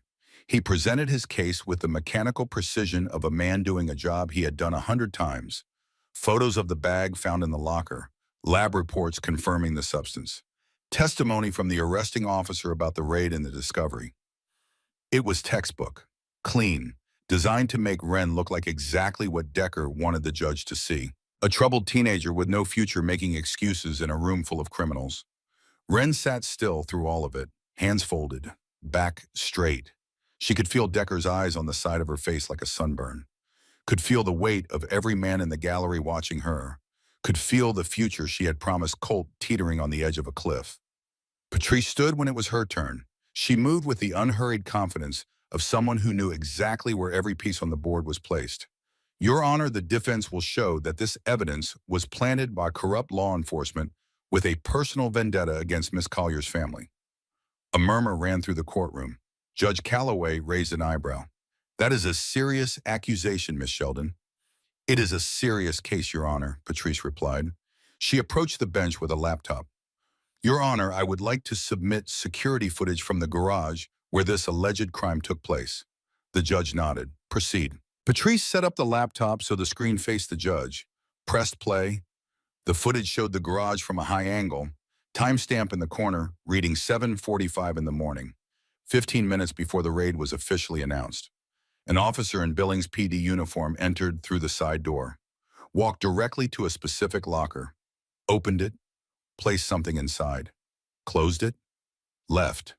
The same officer who later stood in front of that same locker and announced the discovery of methamphetamine with a straight face and a clear conscience.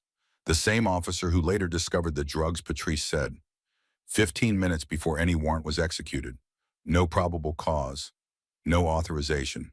Just a man following orders. The prosecutor stood. Your Honor, this is circumstantial. It does not prove the officer planted anything. He could have been conducting preliminary surveillance. Then let us hear from the officer himself, Patrice said. She turned to the gallery. Officer Tully is here under subpoena. I would like to call him to the stand. A man in the back row stood slowly, young, maybe late 20s, face the color of old paper. He walked to the witness stand like he was walking to a place he knew he would never walk back from. His hands trembled when he placed them on the rail. His eyes darted once to Decker in the front row, then dropped to the floor. Patrice approached him. Her heels clicked on the floor in the silence, each step measured and deliberate. Officer Tully, did you enter the garage at the address on Fletcher Street on the morning of March 2nd at 07:45 hours? Tully swallowed. His Adam's apple moved like a stone going down. He glanced at Decker again. Decker stared back with the flat, expressionless gaze of a man watching a chess piece decide whether to sacrifice itself. I was conducting preliminary surveillance, Tully said. His voice was thin. Without a warrant, Patrice asked. We had intelligence that illegal activity was taking place. What illegal activity? Drug distribution. Did you find any drugs during your preliminary surveillance? Tully hesitated. The silence stretched. The courtroom held its breath. Not at that time. But you went to a specific locker and opened it. Why? I was checking for contraband. And did you place anything in that locker? Silence. The kind that has weight. The kind that presses down on everyone in the room equally. Ren could hear the ventilation system humming. Could hear someone in the gallery shift in their seat. Could hear her own heartbeat in her ears steady and loud. Officer Tully Patrice said, voice sharp enough to cut glass. Did you place drugs in that locker on orders from Chief Lyle Decker? Objection, the prosecutor barked, rising from his chair. Speculation. I will rephrase, Patrice said, not missing a beat. Officer Tully, have you ever received orders from Chief Decker to plant evidence in any investigation? More silence. Tully's jaw worked, his eyes glistened. He looked like a man standing on the edge of a building, trying to decide which direction to fall. Behind him in the front row, Decker's face had turned to stone. But his hands on his knees were white at the knuckles. Then Tully's shoulders sagged. Like a rope that had been holding something heavy had finally snapped. Yes, he whispered. The courtroom erupted, not in shouts, in the sharp intake of breath from 40 people at once, in the creak of benches as bodies leaned forward, in the low rumble of voices that started like distant thunder. Judge Calloway slammed her gavel. Order in this court. Decker stood, face red, veins standing out on his neck. That officer is lying, he shouted. He is trying to save his own career. Sit down, Chief Decker, Judge Calloway said. Her voice was iron wrapped in velvet. You will have your chance to speak if called, a safe call. But right now I suggest you remain silent. Decker sat, but his hands were shaking. For the first time since Ren had seen him walk into that garage with his cold eyes and his pressed uniform, the man who had orchestrated all of this was shaking. Patrice turned back to Tully. Her voice softened, not with sympathy, but with the precision of a surgeon who needed the patient to hold still for one more cut. Why did you do it? Because I was told this girl's father destroyed Chief Decker's family 17 years ago, Tully said, that she deserved to pay for it, and that if I did not help, I would lose my badge, my pension, everything. Judge Calloway leaned forward, removed her glasses. Officer Tully, you understand you are admitting to a felony under oath. Tully nodded, tears running down his face now, not the tears of a man feeling sorry for himself. The tears of a man who had been carrying a weight he was never strong enough to hold and had finally set it down. Yes, Your Honor, I am done lying for him. Patrice walked back to her table, unhurried, collected. She straightened a paper on the desk that did not need straightening, letting the moment breathe, letting the courtroom absorb what had just happened. Your Honor, the defense moves to dismiss all charges against Ren Collier. This was not a drug case. This was a conspiracy orchestrated by Chief Lyle Decker to punish the daughter of a man who testified against his brother 17 years ago. The prosecutor stood, looking like a man who had just realized the building he was standing in had no foundation. Your Honor, even if we accept that this particular evidence was tainted, that this does not address the custody matter. You are right, Patrice said, so let us address it. She pulled out another file. Your Honor, I would like to call Colt Collier to the stand. Colt entered through the side door with Donna Kincaid beside him. He looked so small in the big courtroom, smaller than Ren remembered, like the weeks apart had shrunk him. He wore clothes she did not recognize. His hair was combed for once. Someone had tried to make him look presentable and had almost succeeded except for the shoelace that was untied and the way his eyes darted around the room like a bird that had been let out of a cage and was not sure if the sky was safe. But when he saw Ren sitting at the table, his face brightened. Every shadow left it. He waved. A small, quick wave with his whole hand. The wave of a kid who is trying to be brave in a room full of adults who hold his future in their hands. Ren waved back, and something inside her that had been clenched tight since the day Decker put handcuffs on her wrists finally began to loosen. Donna helped Colt into the witness chair. The bailiff brought over a step stool so he could reach the microphone. His feet dangled above the floor. His hands gripped the armrests. Judge Calloway smiled down at him. The first smile Ren had seen on her face all morning. The kind of smile that comes from a woman who became a judge because she believed the law was supposed to protect people like the bear sitting in front of her. Hi, Colt. Do you know why you are here today? Colt nodded. Miss Donna says you are going to decide if I can live with my sister. That is right, the judge said. I am going to ask you some questions, and I need you to tell me the truth. Can you do that? Yes, ma'am. Patrice approached gently. Her voice dropped to a register Wren had never heard from her. Warm, patient, nothing like the blade she had been wielding minutes ago. Colt, can you tell the judge about your foster home? The one with Mr. Harwood? Colt's face fell. The brightness drained out of it like water through a crack. He was mean, Colt said. He yelled a lot. And sometimes he hit me. Where did he hit you? On my arms. And my back. When I did not clean my room fast enough, or when I talked too much. The words came out flat. Practiced. The same tone Wren had heard on the couch in the group home. The voice of a child who has learned to describe his own suffering like he is reading a grocery list, because making it small is the only way to survive it. Did you tell anyone, Patrice asked. I told my teacher. She called Miss Donna, and what happened then? Miss Donna took me away, put me in a different house with other kids, but I do not know them. And I want to be with Wren. His voice cracked on the last word, a tiny fracture that split the silence of the courtroom wide open. Wren felt her throat close, felt her eyes burn. She pressed her nails into her palms and held on. Why do you want to live with your sister? Judge Calloway asked. Colt looked right at Wren, not at the judge, not at the lawyers, not at the room full of men in leather or the man in the uniform who had tried to take his sister away from him.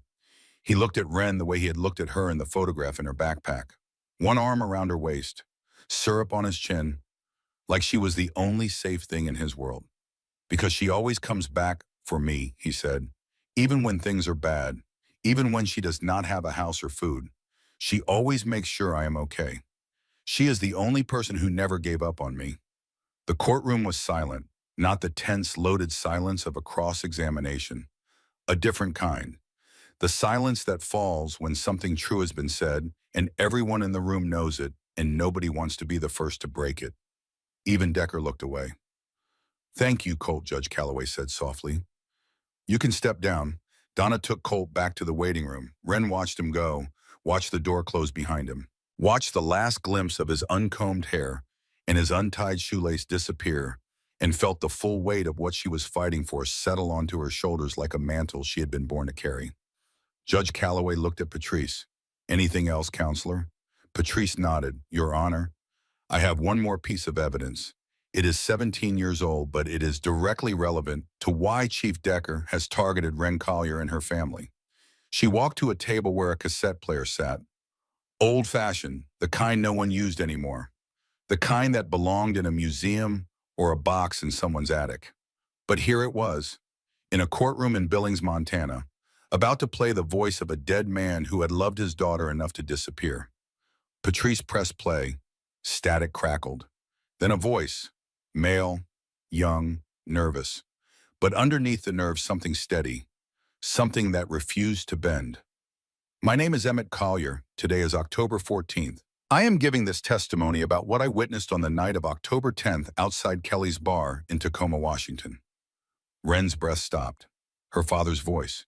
She had never heard it before. Not in any recording, not in any video, not even in a voicemail or a home movie. Just stories from Stokes and Gunner. Descriptions of a man she had spent her whole life imagining. And now he was here, speaking from 17 years ago, speaking from the grave, speaking directly to her across time and silence, and all the years she had believed he did not care. The testimony continued. Emmett described seeing Detective Wade Decker arguing with a man outside the bar, described the way Wade's voice had risen, the way the other man had stepped back, hands raised, palms out, the universal gesture of someone who does not want to fight, described the way Wade pulled a gun, the way the other man begged, and the way Wade shot him anyway. 3 times. Center mass. The sound echoing off the brick walls of the alley like the building itself was screaming. I tried to run, Emmett's voice said, but Detective Decker saw me, told me if I said anything he would kill my wife and unborn daughter. But I cannot stay silent. A man is dead. And if I do not speak up, his family will never know what happened. Emmett paused. The recording hissed. I know this will cost me everything, he continued. I know I will have to leave, go into hiding, never see my daughter grow up. But some things matter more than comfort, more than safety. Truth matters. Justice matters. And if my testimony puts a killer behind bars, then losing my family is the price I pay. His voice broke slightly, a crack in the steady wall of a man who had decided to do the right thing and was only now beginning to understand what it would cost. Ren, if you ever hear this, I want you to know your daddy loved you. I did not leave because you were not enough. I left because you were everything. And I would rather live 1,000 miles away knowing you were safe than stay close and watch you die for my mistakes. The tape ended. Static filled the air for a moment. Then Patrice pressed stop and the courtroom fell into the deepest silence Ren had ever known. Not the silence of an empty room, the silence of a room full of people who have just heard something that changed the shape of the air around them. Ren was crying. She did not try to stop it, did not wipe her face, did not look away. She let the tears fall onto the table in front of her, and she did not apologize for any of them. Because her father's voice had found her across 17 years of silence and told her the one thing she had needed to hear since the day she was old enough to understand he was gone. She was enough. She had always been enough. Beside her, Stokes's hand gripped her shoulder, tight, anchoring, the hand of a man keeping a promise he had made to a ghost. Judge Calloway removed her glasses, wiped her eyes, put them back on. When she spoke again, her voice carried the careful control of someone who has been moved but will not let emotion override duty. Patrice produced the stack of photographs. Placed them one by one on the bench in front of the judge. These are surveillance photos taken by Emmett Collier in the weeks before the murder, she said. They show Wade Deckard meeting with known criminals, exchanging money, coordinating the hit.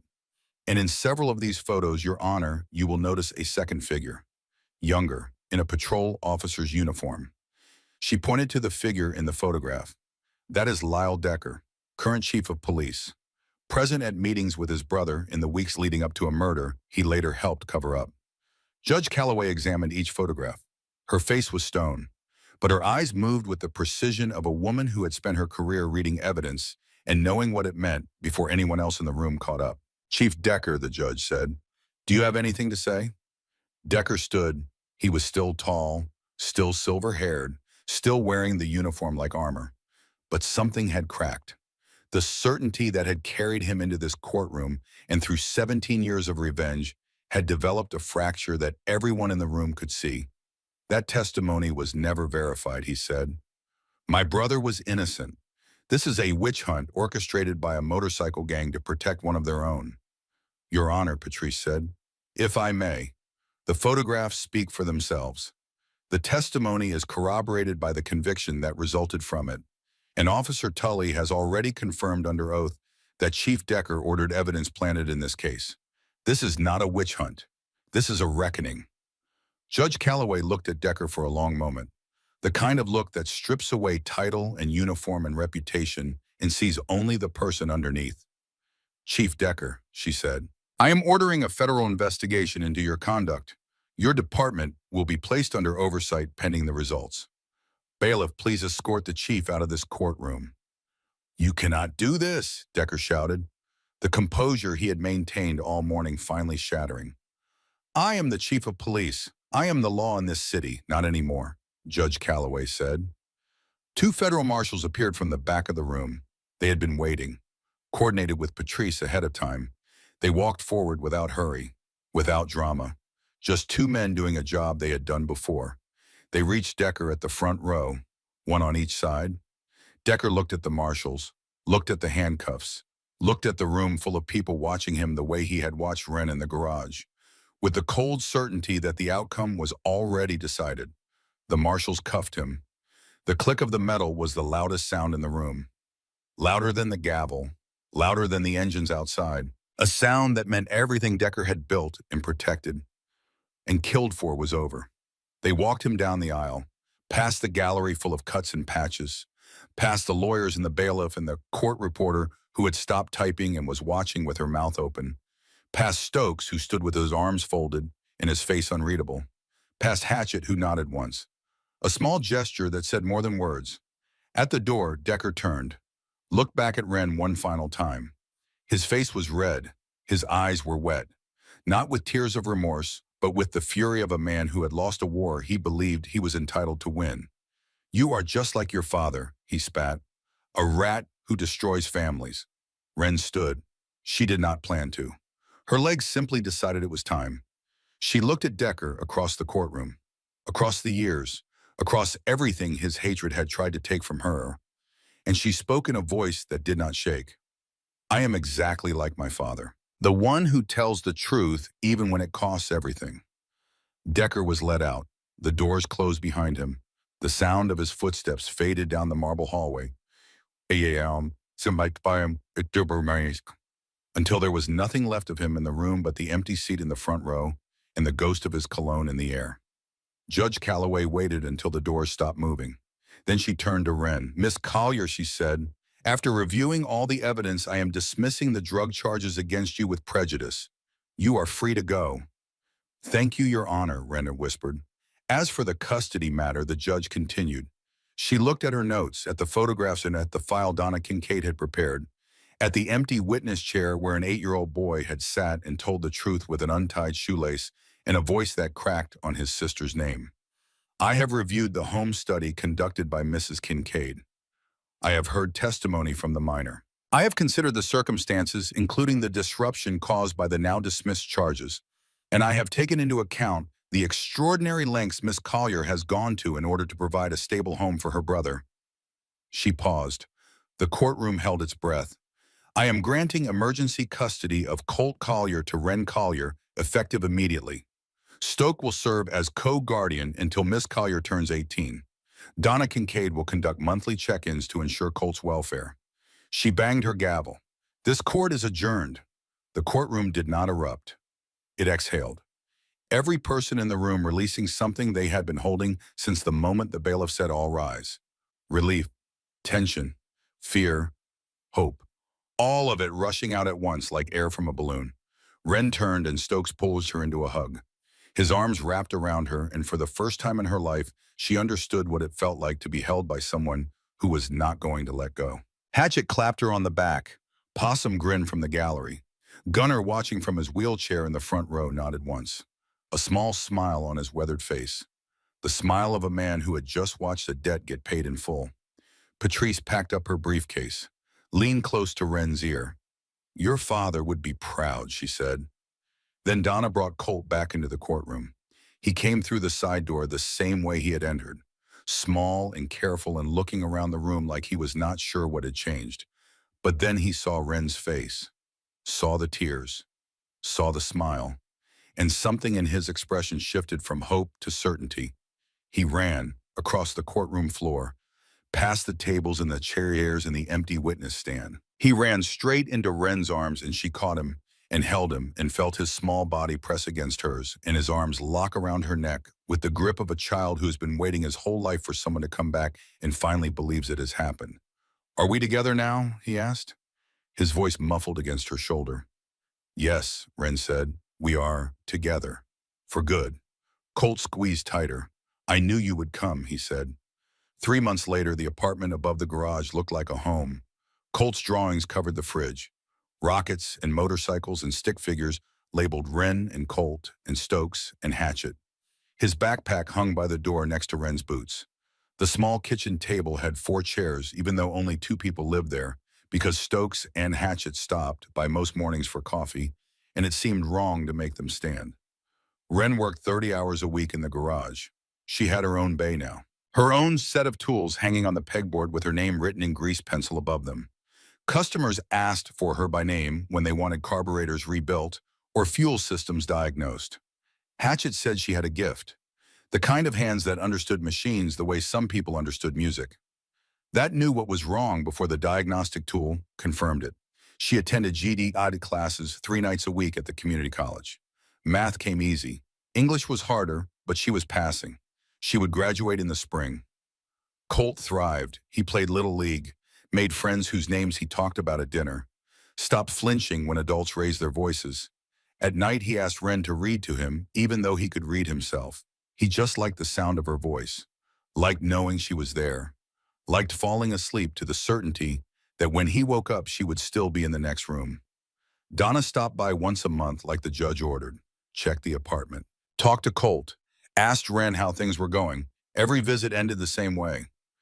"You are doing great, kid. Keep it up." Chief Decker was in federal custody awaiting trial on 12 counts, including evidence tampering, witness intimidation, and conspiracy. Officer Tully had turned state's witness. 3 other officers had been suspended pending investigation. The entire Billings Police Department was under federal oversight. The city was rebuilding from the inside out. Gunner had recovered enough to walk without the wheelchair. Physical therapy 3 times a week. A cane on bad days, but he was back leading the club, making decisions, riding, which brought them to today. Stokes knocked on Wren's door at dawn. "You ready?" he asked. "For what?" "Gunner's first long ride since the accident," Stokes said. "He wants you there." An hour later, Wren stood in the clubhouse parking lot watching 750 motorcycles line up. Gunner sat on his Harley at the front, the same bike that had crushed him in the snow, rebuilt, repaired, running clean. He saw Wren and waved her over. "You riding with me today?" he asked. "I have my own bike now," Wren said. Gunner smiled. "I know. That is why I am asking. Ride beside me, not behind." Wren climbed onto her Sportster, kicked it to life, pulled up next to Gunner. Stokes took position on his other side, Hatchet behind them, the entire club falling into formation. "Where are we going?" Wren asked. Gunner looked at her. "Back to where it started." They rode out of Billings in a long convoy through the Montana morning, past fields waking up to spring, past farmhouses and fence lines and the big empty sky that seemed to go on forever. The air was cold but not brutal, the kind of cold that reminded you that you were alive. Interstate 90 opened up ahead of them. Gunner accelerated. Wren stayed beside him, matching his speed. The road beneath them smooth and fast. They passed the exit for the Billings Motorsports Park, kept going, and then Wren saw it. The guardrail, still bent from where Gunner's bike had hit it. The embankment below still scarred from the crash. Grass beginning to push through the torn earth like the land was healing itself one blade at a time. Gunner slowed, pulled onto the shoulder. The entire convoy followed, engines cutting one by one until the only sound was wind and the distant hum of traffic. 750 motorcycles, silent on the shoulder of Interstate 90, in the exact spot where a homeless girl had heard a stranger calling for help and decided to jump. Gunner climbed off his bike, walked to the rail, looked down into the ditch where he had almost died. Wren joined him, stood beside him at the bent metal. The snow was gone now. The ditch was brown and green, full of new growth. You would never know that a man had bled there unless someone told you. "I do not remember much from that night," Gunner said. "Just cold, pain, and then your voice telling me to hang on." "I did not think you would make it," Wren admitted. "Neither did I," Gunner said. He turned to face her. "But here we are. You saved my life, gave me another chance. I do not take that lightly." He reached into his cut, pulled out an envelope, smaller than the one from before, newer. "Your father left 2 letters," Gunner said. "The first was for when you found us. The second was for when you became family." He handed it to Wren. She opened it carefully. Inside was a single page, the handwriting the same as before. Careful, loving. The hand of a man writing to a daughter he would never watch grow up but loved with every letter he put on the page. "Wren," it began, "if you are reading this, Gunner is alive. You are with the club, and you have proven that the Collier name stands for something. I could not teach you to be strong. I could not show you how to stand up when the world pushed you down. But I made sure you would be surrounded by people who could. Stokes will teach you loyalty. Gunner will teach you honor. Hatchet will teach you patience. And together they will show you that family is not just blood, it is choice. You chose to jump that guardrail when you could have walked away. That choice saved Gunner, but it also saved you. Because now you know what I learned 17 years ago.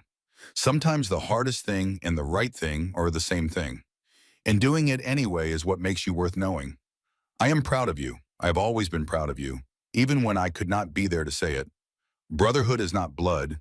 It is showing up when it matters. And you, my brave girl, always show up. All my love. Dad." Wren folded the letter, tucked it into her jacket pocket, looked out over the highway where trucks rolled past and the world kept moving like nothing had changed. But everything had changed. She had changed. "Thank you," she said to Gunnar. He put a hand on her shoulder. "Thank you for not walking past." They stood there for a long moment, the wind moving across the open fields. The sky so wide it made everything underneath it feel both small and infinite at the same time. Then Stokes appeared beside them. "We should get moving," he said. "Got a surprise waiting back at the clubhouse." "What surprise?" Wren asked. "You will see." They rode back faster this time. The convoy opening up on the interstate. Wren felt the wind pull at her jacket, felt the engine hum through her body, felt alive in a way she had not known was possible 3 months ago when she was walking the same road in the opposite direction with frozen feet and an empty stomach and nothing in her future but more cold. When they pulled into the clubhouse lot, Colt was waiting, sitting on the steps with Possum beside him. He jumped up when he saw Wren. "You are back," he shouted. Wren climbed off the bike, scooped him into a hug. He was heavier than he had been 3 months ago, eating real meals, growing into the safety she had built for him. "Miss me?" she asked. "Always," Colt said. Stokes walked over with a box under his arm, set it on the picnic table, opened it. Inside was a leather cut, small, kid-sized, patches already sewn on. Hell's Angels, Montana, and below that, a support patch. Colt Collier. Family. "This is for you," Stokes said to Colt. "If you want it."